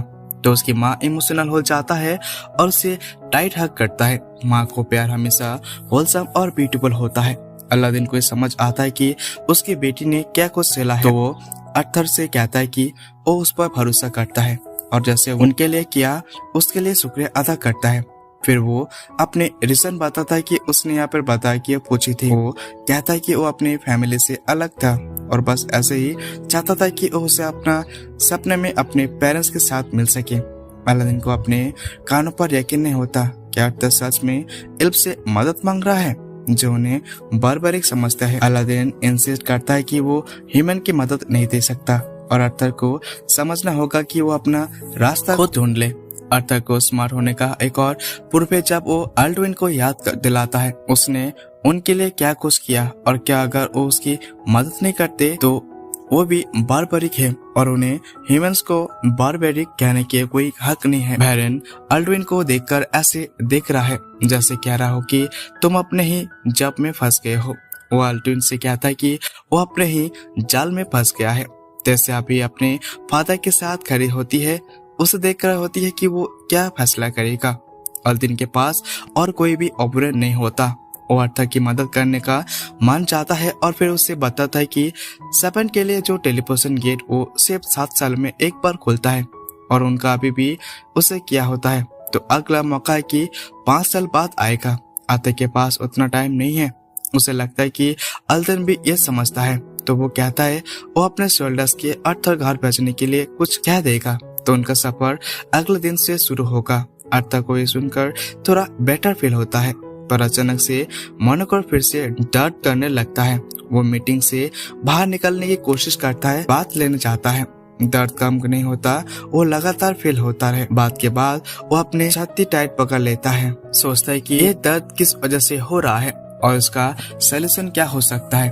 वो सिल्विया के बारे में सोचता है और उसे पूछता है कि ये दर्द का क्या करे, पर जवाब ठीक से नहीं मिलता। वो पैलेस के पास वॉल करता है और फ्रेश एयर लेने से उसका दर्द थोड़ा कम होता है। वो अपने पेरेंट्स के बारे में सोचता है और कैसे वो उनका कितना मिस करता है। वो सोचता है कि क्या वो अभी भी जिंदा है, पर फिर भी डिसाइड करता है कि वो इतना स्ट्रांग है कि वो आसानी से मर नहीं सकता। तो वो यकीन करता है कि वो ठीक से। जब वो ऊपर देखता है और जैसा कि अपने पेरेंट्स के साथ देखता है तो उसे सोचता है कि क्या वो अपने फैमिली भी उसे उतना खुशी से मिलेगा। क्या वो उसे गुस्सा होंगे कि उसने यहाँ पर उतना टाइम तक छोड़ा। ये सब सोचने से बिल्कुल लॉस्ट हो जाता है। जैसे उसके पास डरते हुए आता है, वो उससे टीज करता है कि वो एक प्रॉम्प्टेड प्रिंसेस है और उससे कहता है कि अपने पेरेंट्स का साथ कंफर्ट एंजॉय करे। वो अपने वारिस टेसिया से शेयर करता है कि वो अपने पेरेंट्स को साथ कैसे मिलेगा और क्या उसे वेलकम करेगा। वो उसका गला पकड़ता है और ये सोचकर कि कितना पिटी हो सकता है। वो कहता है तुम्हारे पेरेंट्स तुम्हारे पास आने पर खुशी नहीं होगा। वो सोचता है पेरेंट्स हमेशा अपने बच्चों के लिए वर्ड होता है और मुझे यकीन है कि तुम्हारे पेरेंट्स भी अभी तुम्हारे बारे में ही सोच रहा होगा। जैसे ही वो उसे अपना हाथ पकड़ता है, चमकते हुए बेल फलों से उन पर गिरता है। वो उन्हें देखकर उससे बताता है कि ये क्या है। जब अर्थर उन्हें देखता है तो उसे याद आता है कि जब वो सिटी में पहली बार आया था और वो सोचा था कि तेसिया उसे धोखा देना चाहता है अपने लुक से, पर वो खुश है कि उसे बुरा नहीं किया। लेकिन वो फ्लावर्स उसके काफी फेमिलियर लगता है। उसके जहन में ये थॉट्स आता है और वो सोचता है कि क्या वो देख रहे होता है। वो जो फ्लावर समझ रहा था वो फ्लावर्स नहीं है, वो एक वेपन है। उसने ये वेपन उन दिनों में देखा था जब वो अभी भी लड़ाई कर रहा था। वो तेसिया से माफी मांगता है और वो कंफ्यूज होता है। वो कहता है कि उसे भी वो फ्लावर्स पसंद है। फिर वो फ्लावर्स वापस फेंकता है जो उसे लगता है कि वो वेपन्स है। तेसिया बहन के पास जाके उससे रिक्वेस्ट करता है कि वो अर्थर को ऐसे तंग ना करे। कहता है कि अर्थर सच में अच्छा लड़का है और वो बाकी ह्यूमन से नहीं है। वो उसे भी रिक्वेस्ट करता है कि वो उसे तंग करने बंद करे। बहन इसको बोलिंग नहीं समझता। वो कहता है कि उसे अपनी जिंदगी में पहली बार किसी को इंटरेस्टिंग देखा और उसे छोड़ना नहीं देखा। वो मैजिक से तेसिया के बैठा देता है और अपने स्टिक के साथ अर्थर से डुएल करने का कहता है। कौन जीतेगा इस फाइट में फाइट शुरू होता है और अर्थर अपने पूरी कोशिश करता है। वो अपने सारे माना को इस्तेमाल करते हुए देखने पर वो नोटिस करता है कि बहन उससे ज्यादा फास्ट है। कितने भी मेहनत करे वो बहन को हिट नहीं कर पाता।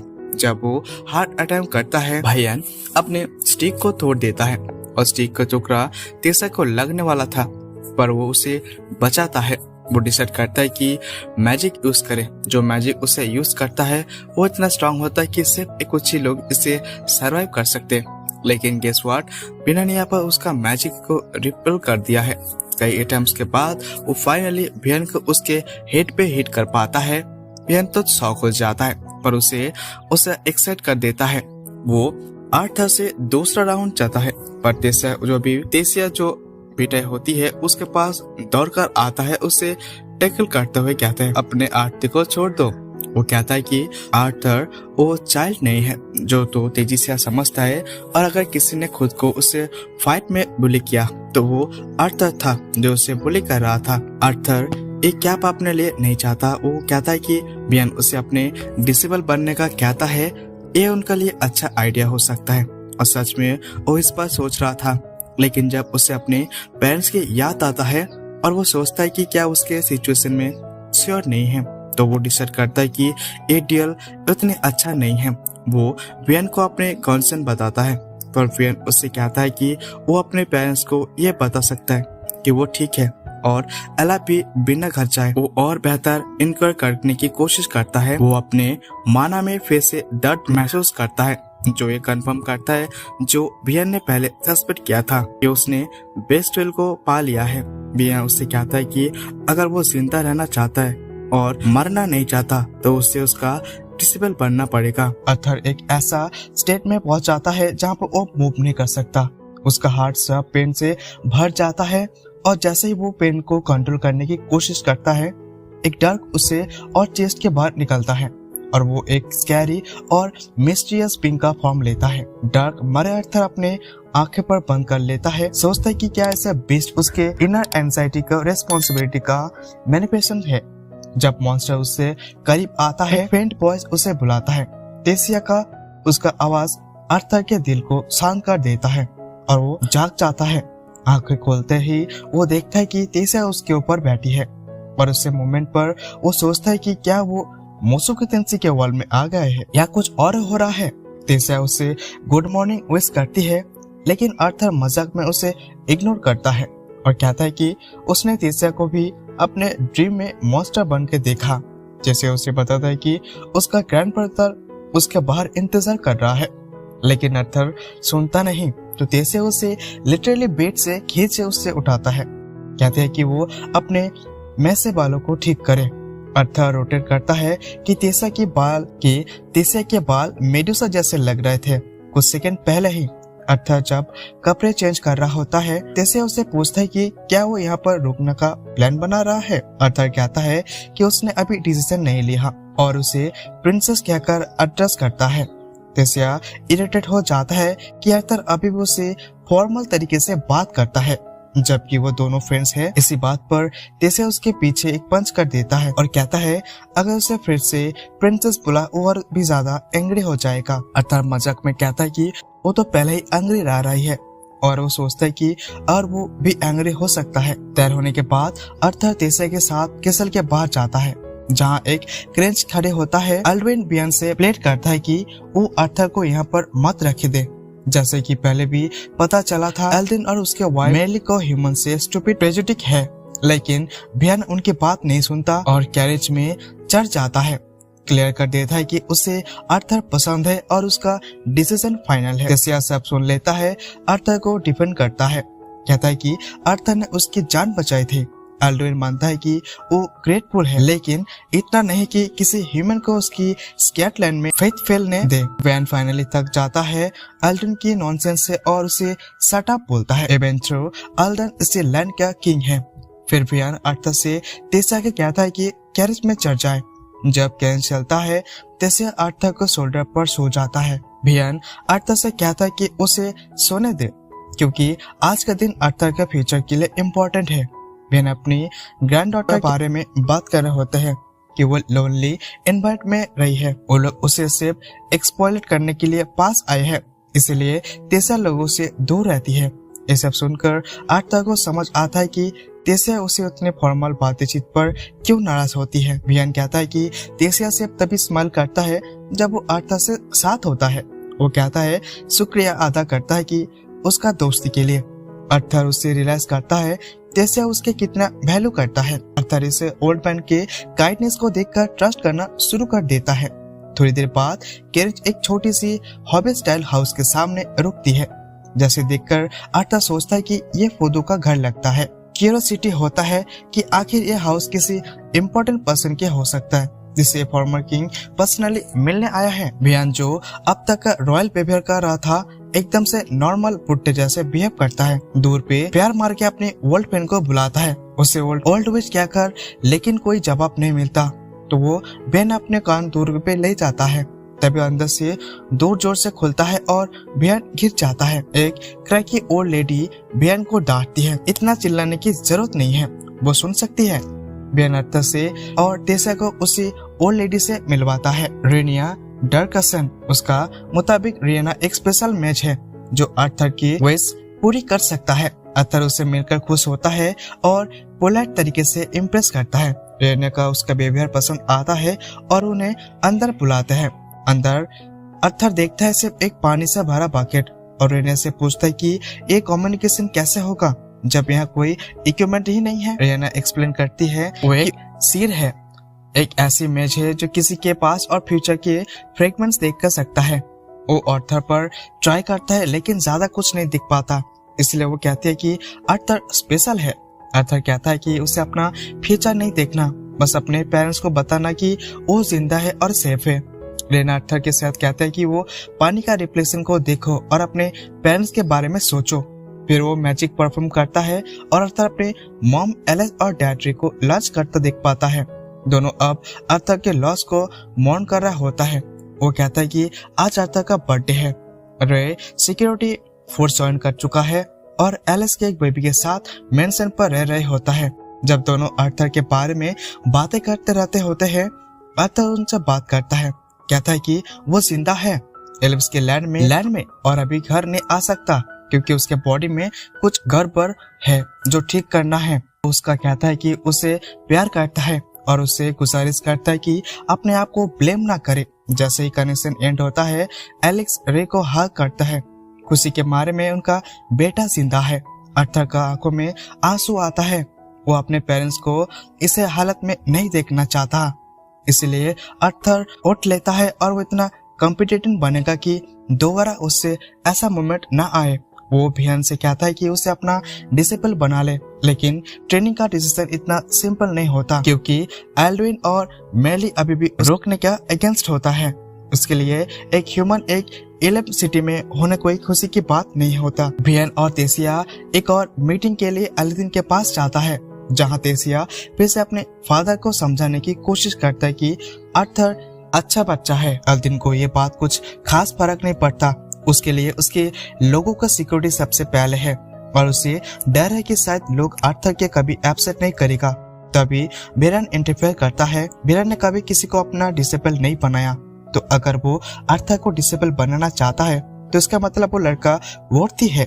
अपने फादर और डॉटर की वजह से मजबूर होकर अल्ड्रिन फाइनली मान जाता है और कहता है कि आर्थर रोक सकता है, लेकिन उसकी एक चिंता अभी भी है, अगर लोग आर्थर को अपसेट नहीं करेगा तो इसका जिम्मेदारी किसका होगा। बिराना बिना सोचे समझकर कहता है कि अगर कुछ भी गलत होता है तो मैं जिम्मेदारी उसकी होगी। अल्ड्रिन और मेले बाहर जाकर आर्थर का स्वागत करता है। अल्ड्रिन खुद आर्थर का स्वागत करता है। अल्ड्रिन खुद आके कहता है कि पहले उसका व्यवहार थोड़ा कठोर था, लेकिन ये ह्यूमंस के प्रति जो परसेप्शन है उसकी वजह से था और आर्थर को कोई फॉल्ट नहीं था।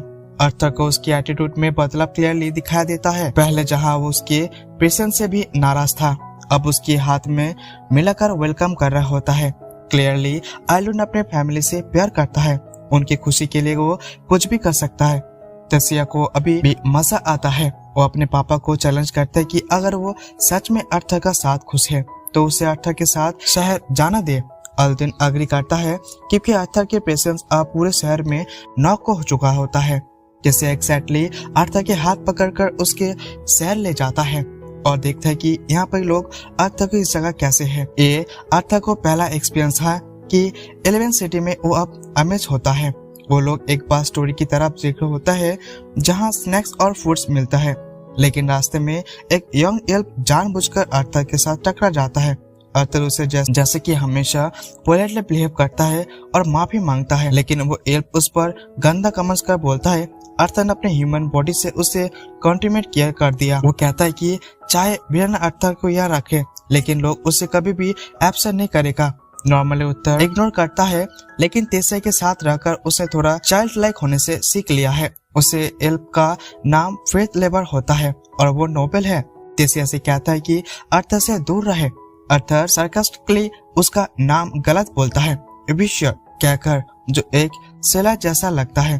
तेसिया हैस्पिटलिटी है और फेथ भी समझ जाता है कि आर्थर उसका मजाक उड़ा रहा है।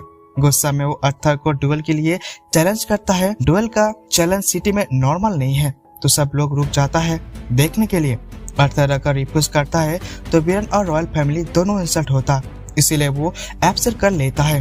तेसिया कहता है कि जरूरत नहीं थी, लेकिन आर्थर रेडी है। फर्थ अटैक करता है, लेकिन आर्थर उसे एक पंच मारकर हरा देता है। तेसिया पहले ही वार्न कर चुकी थी आर्थर वीक नहीं है और अब फर्थ उसकी गलती का रियलाइजेशन करता है। तेसिया आर्थर का हाथ पकड़कर और दोनों भाग जाता है। हैप्पीली टाइम के साथ आर्थर तेसिया और क्लोज हो जाता है। वो दोनों साथ घूमते हैं, कहता है कि और पढ़ाई भी करता है। जब भी कोई एल्फ उसे बुल्ली करता है, तेसिया उसे प्रोटेक्ट करता है। एक दिन तेसिया रेल के पास खड़ी होती है और उसे पूछती है कि कल से ट्रेनिंग शुरू हो रही होती है, तो उसका मन में क्या चल रहा है। आर्थर थोड़ा परेशान लगता है। उसका एक कॉन्वर्सेशन याद आता है जो बहन के साथ की थी। बहन ने उसे याद दिला दिया था कि वो एक फॉर्चून लैंड में है जहाँ उसका कोई नहीं है। ट्रेनिंग थॉक होगा, लेकिन अगर वो इस रास्ते पर चल रहा है तो उसका फ्यूचर ब्राइट होगा। बीरन ने उसे एक और चांस दिया था बैकआउट करने का, लेकिन आर्थर ने कहा था वो तैयार है। अब वो तेसिया से कहता है कि वो कल से ट्रेनिंग का इंतजार कर रहा है। उसे जिंदगी में भी बहुत कुछ फेस किया है, अपने पापा के साथ लड़ाई भी की है, लेकिन वो जानता है कि अब वो जो होगा वो सबसे ज्यादा थक होने वाला है, लेकिन उसका इरादा पक्का है। तेसिया भी अपने हाथ आगे बढ़ता है, कहता है कि वो अभी अपना बेस्ट देगा।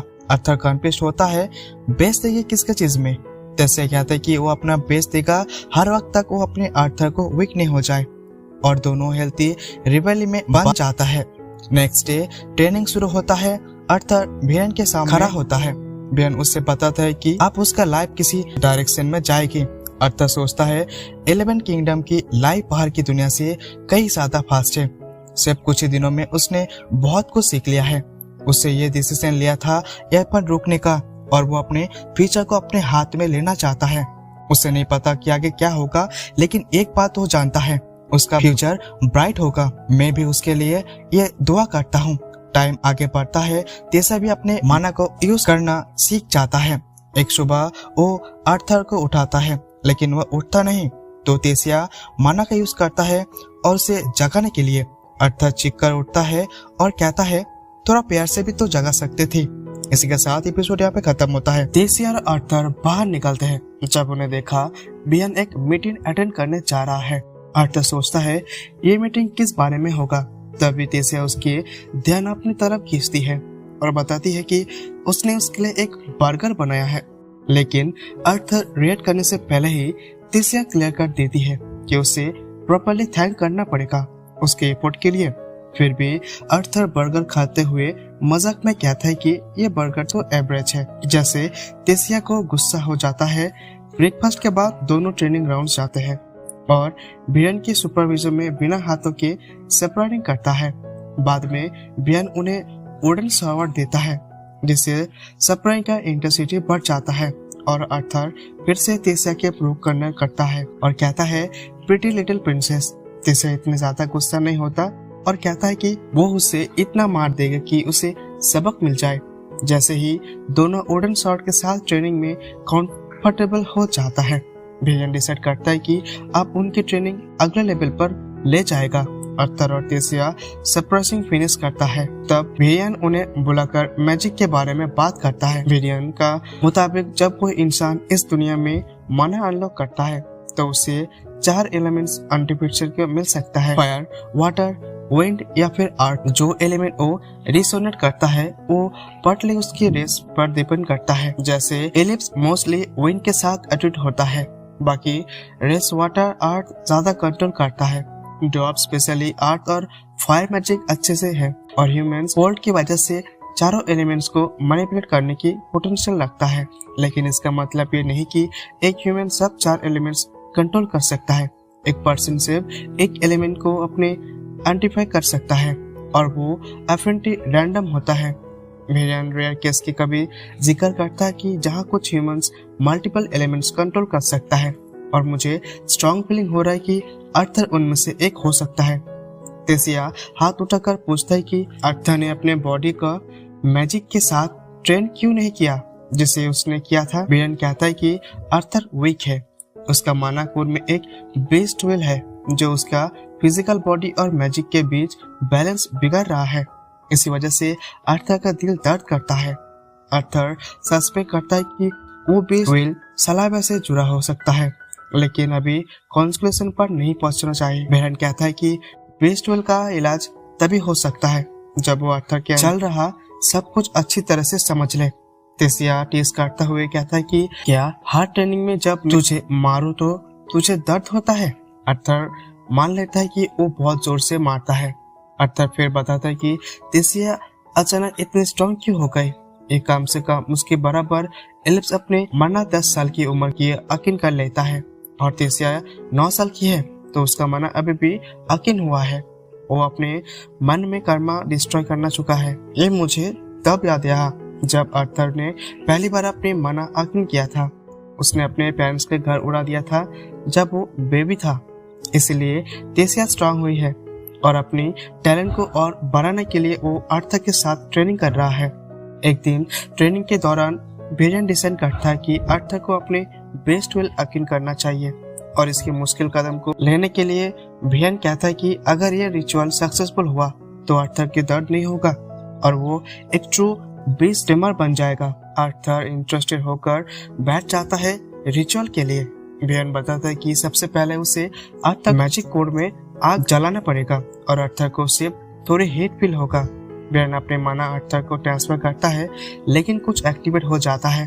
अर्थर चिल्लाने दर्द में अपना पूरा माना रिलीज करता है। जैसे वेरिएंट और तेसिया दोनों उठ जाता है। रिचुअल कंप्लीट होता है और अर्थर बेहोश गिर जाता है। वेरिएंट समझ जाता है कि क्या हो रहा है और अर्थर को कसर ले जाता है। उसके पास रहता है जब तक अर्थर जाग नहीं जाता। अर्थर ठीक होने के बाद वेरिएंट पूछता है कि क्या वो अपने बेस 12 के बारे में जानता है। अर्थर थोड़ा बेगो होकर बताता है कि उसके अंदर ड्रैगन का बेस 12 है। वेरिएंट ने ये सस्पेक्ट किया था क्योंकि ड्रैगन्स लेजेंडरी विंग्स है। वो अर्थर से प्रॉमिस कर लेता है कि वो किसी के ये बात नहीं बताएगा क्योंकि बुरे लोग उसका बेस 12 चुरा सकता है और कॉन्फ्लिक्ट हो सकता है। अब जब अर्थर के बेस 12 यकीन हो गया है, वेरिएंट बताता है कि वो 4 महीने के बाद घर जा सकता है, जो अर्थर को सरप्राइज करता है क्योंकि वो सोच रहा था कि उसे अब 2 साल और यहाँ पर रहना पड़ेगा। वेरिएंट बताता है कि 4 महीने के बाद 3 किंगडम्स की तरफ से एक कल्चर एक्सचेंज इवेंट होगा और फिर जियो सिटी के एंट्रेंस खुलेंगे जहाँ अर्थर के पेरेंट्स रहता है। अर्थर अपसेट हो जाता है सोच कि अब जब उसने वीरेन को मीटिंग के लिया जाता देखा था, वो एक्चुअली उसके लिए दूसरी किंगडम से बात कर रहा था। ये बात अर्थर को इमोशनल कर देता है। वीरेन कहता है कि खुश हो जाओ क्योंकि वो अपने पेरेंट्स से मिलने वाला है, और अर्थर सोचता है कि तेसा इसका रिएक्शन कैसे देगा। वीरेन कहता है फिक्र मत करो, तेसा अपने पेरेंट्स से पहले ही ये सब जान चुकी है। रात को अर्थर अपने ड्रैगन एग से बात करता है अपने डिपर्चर के बारे में। तब एक ब्लो करता है, जैसा ही एक हच होता है अर्थर डर जाता है कि उसमें क्या होगा, लेकिन सेल टूटने पर एक क्यूट छोटा ड्रैगन निकलता है जो एक कैट जैसा लगता है।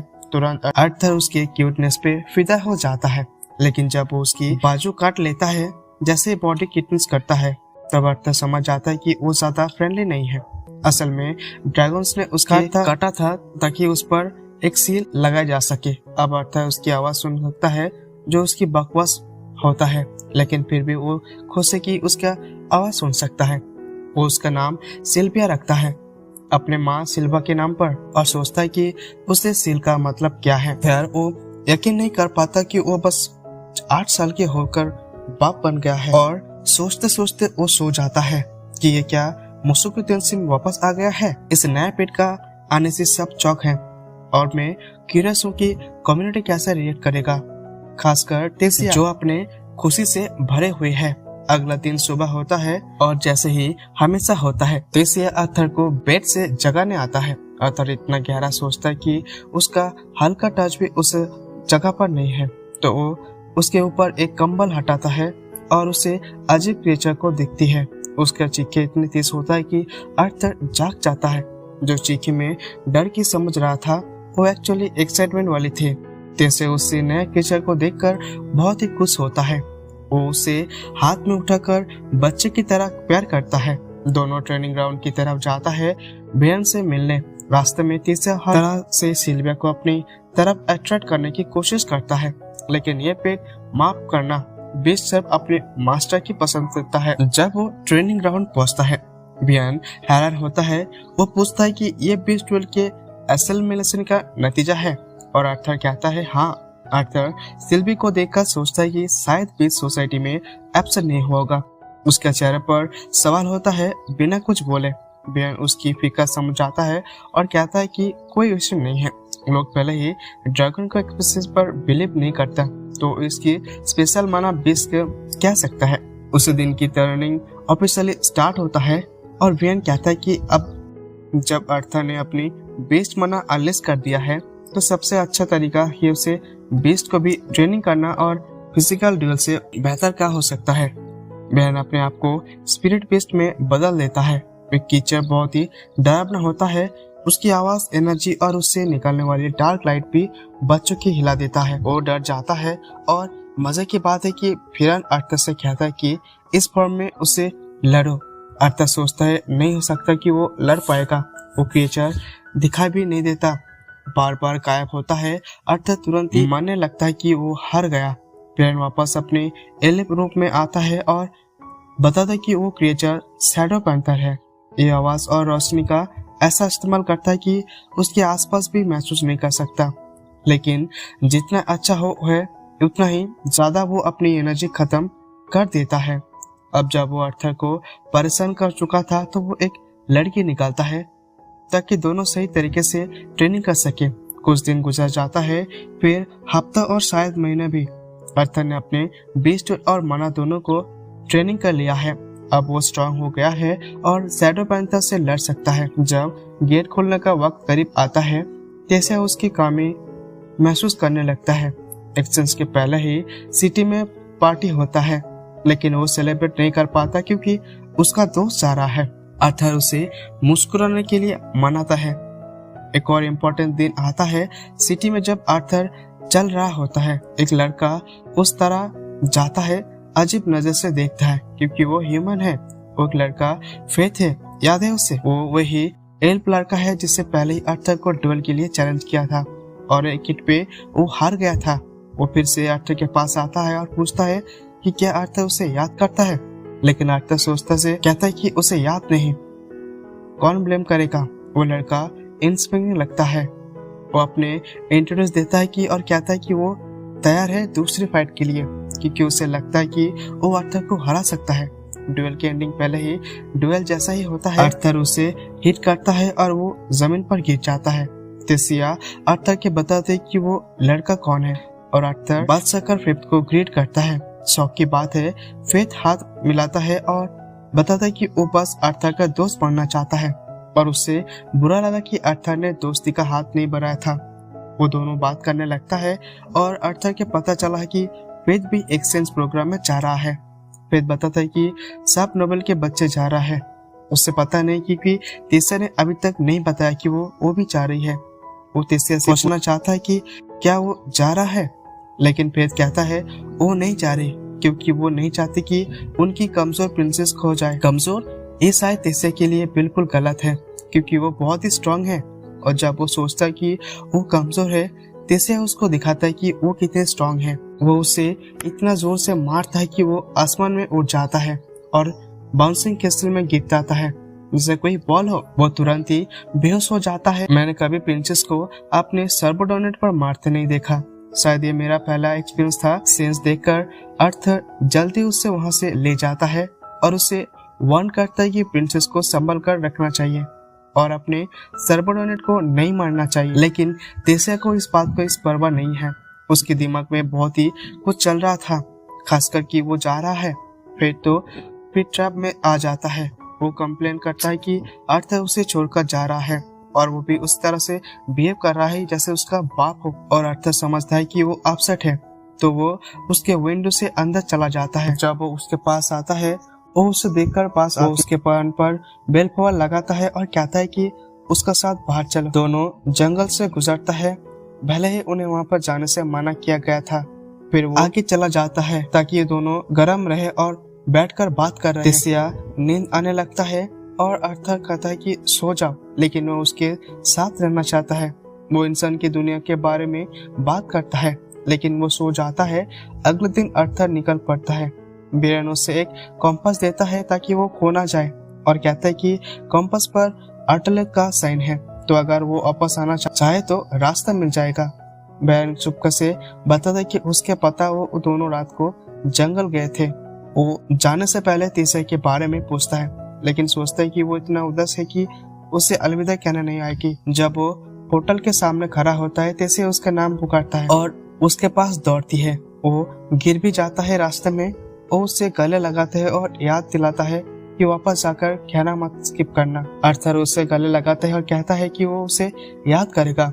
वो आंसू के साथ वो कहता है कि वो भी शायद उसे याद करेगी और पोर्टल खुल जाता है। इस सच में एक इमोशनल अलविदा होता है। लंबी यात्रा के बाद आर्थर वापस ह्यूमन किंगडम में आता है। जेउस किंगडम में उतरता है और खुश होता है कि वो अपने पेरेंट्स से मिलने वाला है। वो घर चलाता है और अपने आप को तैयार करता है और दरवाजा खटखटाता है। एक छोटी लड़की दौड़कर दरवाजा खोलता है और वो उसे प्यारी लड़की को देखता है। समझ जाता है कि वो उसकी बहन है। उसके पेरेंट्स दौड़कर दरवाजा खोलता है। लड़की का नाम एलेनोर है। दरवाजा खोलते ही वो इतना शॉक होता है कि रिएक्ट नहीं कर पाते। आर्थर मुस्कुराता है और कहता है कि वो वापस आ गया है। कायरा सिटी पहुंचने के बाद आर्थर अपने पेरेंट्स से मिलता है और उसे पता चलता है कि अब उसका छोटी बहन भी है।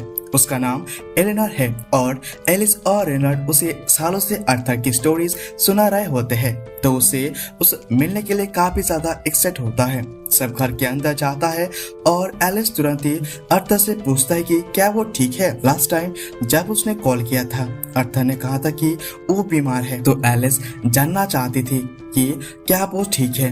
आर्थर उससे बताता है कि वो बिल्कुल ठीक है और उसे उसकी चिंता करने की कोई भी जरूरत नहीं है, लेकिन उसके पास बताने के लिए काफी कुछ होता है। तो आर्थर उन्हें बताता है कि उसका अलग होने के बाद उसके साथ क्या हुआ था, लेकिन वो सिल्विया और उसके बीस्ट विल का जिक्र नहीं करता। वो बताता है कि कैसे उसकी मुलाकात तेसिया से हुई है, कैसे उसने एल्प किंगडम में अपना लिए इलाज करवाया। एलिस फिर भी पूछता है कि क्या वो पक्का ठीक है, क्योंकि अगर उसकी तबीयत फिर से खराब हो गई तो वो वहाँ से ठीक करने के मुश्किल होगा। आर्थर उससे एहसास देता है कि ऐसा कुछ नहीं होगा। वो उसने बेस्टवेल को बारे में कुछ नहीं बता सकता, इसलिए वो एक कहानी बताता है कि उसका बीमारी इसलिए हुई थी क्योंकि उसने बहुत ही जल्दी अक्वन कर लिया था, जिसका एक माइनर अनस्टेबल हो गया था आर्थर को पसंद नहीं आता कि उसने अपने पेरेंट्स से झूठ बोला, लेकिन उसके लिए सच बोलना अभी डेंजरस हो सकता है। जब वो खुद स्ट्रांग महसूस ना करे तभी रेनॉल्ड की नजर सिल्विया पर पड़ता है और वो पूछता है कि वो कहाँ से आई है। आर्थर कुछ बताने लगता है और कहता है कि उसे सिल्विया के एक माना बीस को केब में मिले थे, तो उसे उसका एडॉप्ट कर लिया और अपनी पेट बना लिया। एलेनर को भी सिल्विया अच्छा बॉन्डिंग हो जाता है। उस सब के बाद भी रेनॉल्ड को पास और भी सवाल होता है, तो वो उठकर पूछता है कि आर्थर की माइनर आपकी स्टेज पर है। एलिस उसे डांटते हैं कि आर्थर तो अभी अभी वापस आया है और तुम उसे लड़ने की बातें कर रहे हो, लेकिन रेनॉल्ड के लिए तो सिर्फ एक फ्रेंडली कॉम्बिनेशन होता है। आर्थर को भी कोई प्रॉब्लम नहीं होता, लेकिन उससे भी जानने की है कि रेनॉल्ड आप जॉब क्या होता है, जितना बड़ा घर अफोर्ड कर रहा है। रेनॉल्ड बताता है कि वो एक हाई एक्शन हाउस में एक सिक्योरिटी इंस्ट्रक्टर है और उसका मोनोर डार्क ऑरेंज स्टच पर है। आर्थर इस बात से इम्प्रेस होता है क्योंकि ऑरेंज मोनोकोर तक पहुंचने का भी डिफिकल्ट होता है। मोनोस के रेंज ब्लैक से व्हाइट तक होता है और जितना लाइट कलर उतना स्ट्रॉन्ग कोर। रेनॉल्ड एक एजमेंट है, तो वो इसलिए अपने बॉडी को ट्रेन करता है, लेकिन ये सुनकर सरप्राइजिंग है कि वो अपने मोनो को भी ट्रेन करता है। रेनॉल्ड खुद के ऊपर काफी प्राउड होता है और आर्थर से उसका मोनो स्टेज पूछता है। आर्थर बताता है कि वो लाइट रेड स्टेज पर है। रेनॉल्ड गुस्सा हो जाता है कि आर्थर ऑलमोस्ट उसके लेवल पर आ गया है, लेकिन उसका याद नहीं आ रहा था कि एलेनर भी रूम में भी है। अब वो छोटी सी बच्ची भी एक बॉम्ब्स गिराने लगता है। रेनॉल्ड को अब भी यकीन नहीं हो रहा था कि आर्थर एक ब्रेक थ्रू के बाद उसे क्रॉस कर देगा और वो ऐसे हार नहीं मान सकता, तो वो आर्थर को गार्डन में एक स्प्रिंग मैच के लिए चैलेंज करता है। आर्थर मान जाता है, लेकिन मैच स्टार्ट होने से पहले ही लिविंग रूम का डोर खुलता है और वहाँ पर वाइंसेंट अंदर आता है पूछने के लिए कि क्या रेनॉल्ड का बेटा वापस आया है। रेनॉल्ड का इंट्रोडक्शन आर्थर से करता है। विंसेंट हाई जो एक्शन हाउस का मालिक है, जो रेनॉल्ड को काम करता है, बेसिकली उसका बॉस। विंसेंट और उसके वाइफ तबियत तो दोनों आर्थर के बिल्कुल खुश होता है क्योंकि उन्हें उसके बारे में बात सुना था। आर्थर पोलाइटली उससे मिलता है और विंसेंट को भी हैरानी होता है आर्थर इतना तमीज़दार कैसे है, ये सब तो उसे रेनॉल्ड से नहीं सीखा होगा। आगे बढ़ता है तो विंसेंट और तबियत उसके आर्थर को अपनी बेटी लीला से मिलवाता है। पहले तो लीला थोड़ी सी शाय होता है, लेकिन जैसे उसकी नजर सिल्वी पर पड़ता है वो तुरंत उससे प्यार कर बैठती है। वो आर्थर से पूछते कि क्या वो सिल्वी को टच कर सकता है। आर्थर हाँ कहता है और लीला से उससे कडल करने का शुरू कर देता है। तब तक रेनॉल्ड आर्थर को बताता है कि ये घर टेक्निकली बहन का है, तो कुछ तोड़फोड़ होने से पहले ही उनका परमिशन लेना जरूरी है। विंसेंट थोड़ा टेंशन में आता है और जब उसे पता चलता है कि आर्थर और रेनॉल्ड गार्डन में स्पेयर करने वाला है, तो वो और भी ज्यादा वर्ड हो जाता है। सब बाहर आ जाता है मैच देखने के लिए, लेकिन बेन अभी भी कॉन्फ्यूज होता है। आर्थर वाकई भी इतना स्ट्रांग हो गया है। उसे लगता है कि आर्थर की एज के हिसाब से लाइट कोड इम्पॉसिबल है, लेकिन एलिस बताता है कि आर्थर बचपन से ही एक्स्ट्रा ऑर्डिनरी है और वैसे भी उसके पास झूठ बोलने की कोई रीजन नहीं है। तो तबिता विंसेंट से कहता है कि बस बैठो और मैच एंजॉय करो। असलियत में आर्थर तो कब का ऑरेंज कोर अचीव कर सकता था, लेकिन जब वो बीस्ट ट्विल का साथ ट्रेन कर रहा था तो उसे मोनो ट्रेनिंग करने की परमिशन नहीं थी। फिर भी उसके पास और भी काफी पावरफुल ट्रिक है जो भी दिखाना चाहता है। मैच स्टार्ट होता है और आर्थर और रेनॉल्ड्स वो एक्सचेंज करता है। रेनॉल्ड को आर्थर की स्ट्रेंथ को देखकर काफी शौक होता है, लेकिन स्ट्रेंथ में वो अभी भी आर्थर से ज्यादा पावरफुल है। एक पॉइंट पर डिस्टेंस क्रिएट हो जाता है।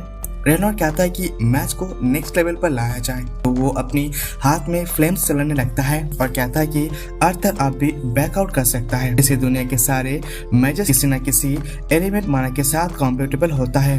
कॉन्जर तो एलिमेंट इसीलिए कंट्रोल कर सकता है, लेकिन एग्रीमेंट के लिए ये मुश्किल होता है। लेकिन एक लेवल के बाद एग्रीमेंट से भी अपना कॉम्पेटेबल एलिमेंट पहचान कर उसे अपने बॉडी के अटैक ट्रांसफर करने के लिए यूज कर सकता है। फायर मैजिक से इम्बल होने के बाद रेनॉल्ड और भी ज्यादा थक हो जाता है। आर्थर भी डिसाइड करता है कि अब फुल पावर से लड़ता है। वो माना अपने आर्म्स में चैनल करता है, दोनों फिर से टकराता है और इसी बात को वो काफी इवेंटली मैजिक लगता है। लेकिन फिर भी रेनॉल्ड की फोर्स से आर्थर पीछे गिर जाता है। आर्थर के पास्ट के लाइफ को नॉलेज उसका ट्रेनिंग में काफी हेल्पफुल हो रहा था। बेरन के साथ ट्रेनिंग करते वक्त उसने फायर मैजिक पूरी तरह से मास्टर कर लिया था, इसलिए बेरन ने उसे सजेस्ट किया था कि वो अब रेगुलर फायर से आगे का ट्रेनिंग कर सकता है। ये उस ट्रेनिंग का रिजल्ट था। अर्थर दोबारा अपने हाथों में मना इकट्ठा करता है, लेकिन इस बार उसके आसपास भी बिजली चमकने लगता है। अर्थर लाइटिंग भी जनरेट कर रहा होता है। रेनर को यकीन नहीं होता कि अर्थर वाकई फायर मैजिक का एडवांस फॉर्म उसके यूज कर सकता है, लेकिन अर्थर भी रुकने वाला नहीं था। लाइटिंग के साथ साथ वो फोर्टन्स पानी को कंट्रोल कर सकता है और उसे रेनर पर पीछे से अटैक करता है। रेनर अटैक को ब्लॉक कर लेता है, लेकिन वो शॉक में होता है कि ये देखकर कि अर्थर फायर और वाटर दोनों एलिमेंट का यूज कर सकता है। वो अपनी बेटे पर फर्क महसूस करता है, इसलिए वो अर्थर से गले लगता है और पूछता है कि उसने ये सब कैसे सीखा और उसके आसपास भी इंटरेस्टिंग ट्रिक्स है। अर्थर बताता है कि उसने अभी भी रिसेंटली लाइटिंग मैजिक सीखना स्टार्ट किया है और अभी वो इससे अच्छा भी कंट्रोल नहीं कर पाता, लेकिन वो प्रोग्रेस कर रहा है। एलेनर भागकर भी फील्ड में आता है अर्थर और रेलन को चेक करने के लिए कि तब तक भेंट और तबीयत वहाँ पर हैंड को खुद होकर देख रहा होता है। शौक है क्योंकि वो नॉर्मल बच्चे से ये सब क्यों नहीं कर सकता। शाम को सब डिनर टेबल पर बैठता है और भेंसन रुकता ही नहीं। अर्थर की तारीफ करते हुए रेनर कहता है कि उसे तो पहले से पता था कि अर्थर स्पेशल है, उसने सिर्फ 3 सालों की एज में ही मना यकीन कर लिया था। बेसन को ये बातें अनबिलीवेबल लगता है क्योंकि इस दुनिया का जीनियस भी अराउंड 8 साल में भी मना यकीन नहीं करता है और वैसे भी ज्यादा जीनियस अपने घर एक्सप्लोर नहीं कर देता जैसे अर्थर ने किया था। रेनर जोर से हंस पड़ता है और याद करता है, लेकिन शायद थोड़ा ज्यादा ही जोर से हंस क्योंकि वो कुर्सी भी गिर जाता है। तभी बेसन उठता है और सजेस्ट में करता है कि अर्थर साइरस एकेडमी एनरोल हो सकता है। रेनर ने कभी सोचा तभी नहीं था कि क्योंकि साइरस एकेडमी इसलिए रिच और पावरफुल लोगों का बच्चों के लिए होता है। तभी भीषण से अग्री करते हुए और कहता है कि वो अर्थर से ट्यूशन के स्पॉन्सर भी कर सकता है क्योंकि उसमें टैलेंट है और वो फ्यूचर में कुछ बड़ा करेगा। एलिस थोड़ा हेसिनेट होता है उनका ऑफर लेने में क्योंकि भाईसन और तबीयत ऑलरेडी काफी मदद कर चुके हैं और अब एजुकेशन का खर्चा भी उठाना चाहता है। ऊपर से अर्थर सिर्फ 8 साल का है और एकेडमी का मिनिमम एज रिक्वायरमेंट 10 साल का है। मेसन कहता है कि उसने ये सब सोच लिया है और अपने काम का नेचर की वजह से और वो एकेडमी के डायरेक्टर को पर्सनली जानता है। अगर उसे बात करे तो अर्थर के लिए एक एक्सप्लेनेशन मिल सकता है, लेकिन उसे पहले ही बैंड और कुछ भी बोले अर्थर बोल पड़ता है कि वो किसी भी डिसीजन से पहले उसे भी पूछ लेना चाहिए। आज ही तो उसकी अपने फैमिली से मुलाकात हुआ है और वो उनके साथ थोड़ा टाइम स्पेंड करना चाहता है स्कूल जाने से पहले। फिर वो डिनर टेबल से उठ जाता है और हॉलवेज में वॉक करना स्टार्ट करता है, लेकिन उस घर का लेआउट प्रॉपर्ली नहीं पता। तभी लीला उसे रोकने की कहता है अगर वो उसे डायरेक्शन में चला गया तो वो बेसमेंट में खो जाएगा। वो कहता है कि अर्थर उसके पीछे पीछे चले। अर्थर के पास और कुछ काटने का नहीं होता है तो वो उसके साथ चला जाता है। लीला उससे एक ब्रेक रूम में मिल जाता है जहाँ पर सर्वेंट्स फ्री टाइम में आता है। सब सर्वेंट्स लीला को वेलकम करता है। वो यहाँ पर रेगुलर आता है जब उसके पास टाइम होता है। अर्थर नया है लेकिन अब सबके बारे में जानता है क्योंकि उसने गार्डन जला दिया था फाइट के दौरान। अर्थर उससे माफी मांगता है लेकिन कोई उसका गुस्सा नहीं होता। लीला मेरे से पूछता है कि क्या ये डक बच्चा है और मेरे कहता है कि हाँ, लेकिन वो करता है कि लीला को ओवरमेट नहीं करना चाहिए वरना वो मोटा हो जाएगा। एक मेड अर्थर की बताता है कि लीला जब स्ट्रेस होता है तो यहाँ पर आता है। उसका पेरेंट्स चाहता है कि वो मैच बने इसलिए वो कॉन्स्टेंटली क्लासेस में होती है।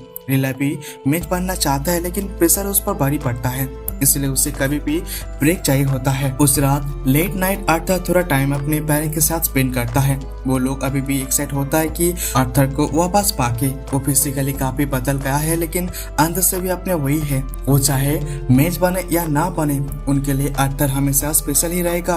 वो बात करना चाहता है लेकिन उन्हें लगता है कि अर्थर थक गया होगा तो उसे गुड नाइट कहता है।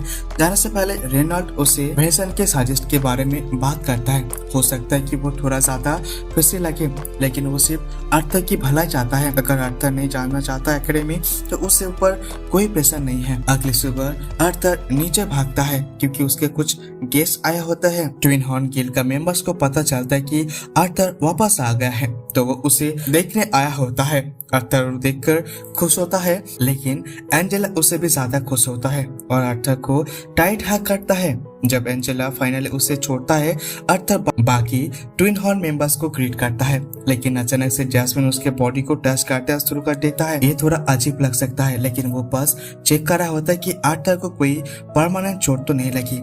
जब वो श्योर हो जाता है कि सब ठीक है, वो भी उसे हक करती है और माफी मांगता है। वो अपने आप को ब्लेम करते कि उसे दिन के लिए जब अर्थर उसने बीच चढ़ गया था, इसलिए वो एक्सट्रीमली लेवल फील करती है और ये देखकर कि अर्थर सेफ है। थोड़ी देर बाद सब सेटल हो जाता है और बातें करते हैं। अर्थर को पता चलता है कि ट्विन्स हॉर्न्स ने कुछ टाइम ईस्टर्न नाम की रिमोट सिटी में बिताया था। वो वहाँ से एक बड़ा जॉब मिला था, लेकिन वो एक कमीशन के लिए कैपिटल वापस आया है। उनकी जाने के बारे में सुनकर अर्थर तो रियलाइज होता है कि उस स्पिन किंगडम के बारे में ज्यादा कुछ नहीं पता और ना ही डिकैन काउंटी के बारे में। एडवेंचर बनने के एक अच्छा तरीका हो सकता है दुनिया को जानने का, लेकिन इसका मतलब ये भी होता है उसे अपने फैमिली से दोबारा अलग होना पड़ेगा और वो भी श्योर नहीं है कि वो फिर से दूर जाना चाहता है कि नहीं। और ये था एपिसोड 8 का एंड। जब नेक्स्ट एपिसोड अपलोड हो जाएगा तो मैं उसका भी एक्सप्लेन कर दूंगा। तो आगे क्या होता है जानने के लिए आपको चैनल को सब्सक्राइब करना पड़ेगा और बेल आइकन को प्रेस कर देना। जब भी नेक्स्ट वीडियो आ जाएगा तो मैं अपलोड कर दूंगा। तो चलिए मिलते हैं अगले वीडियो पे। Thank you, tata, bye bye.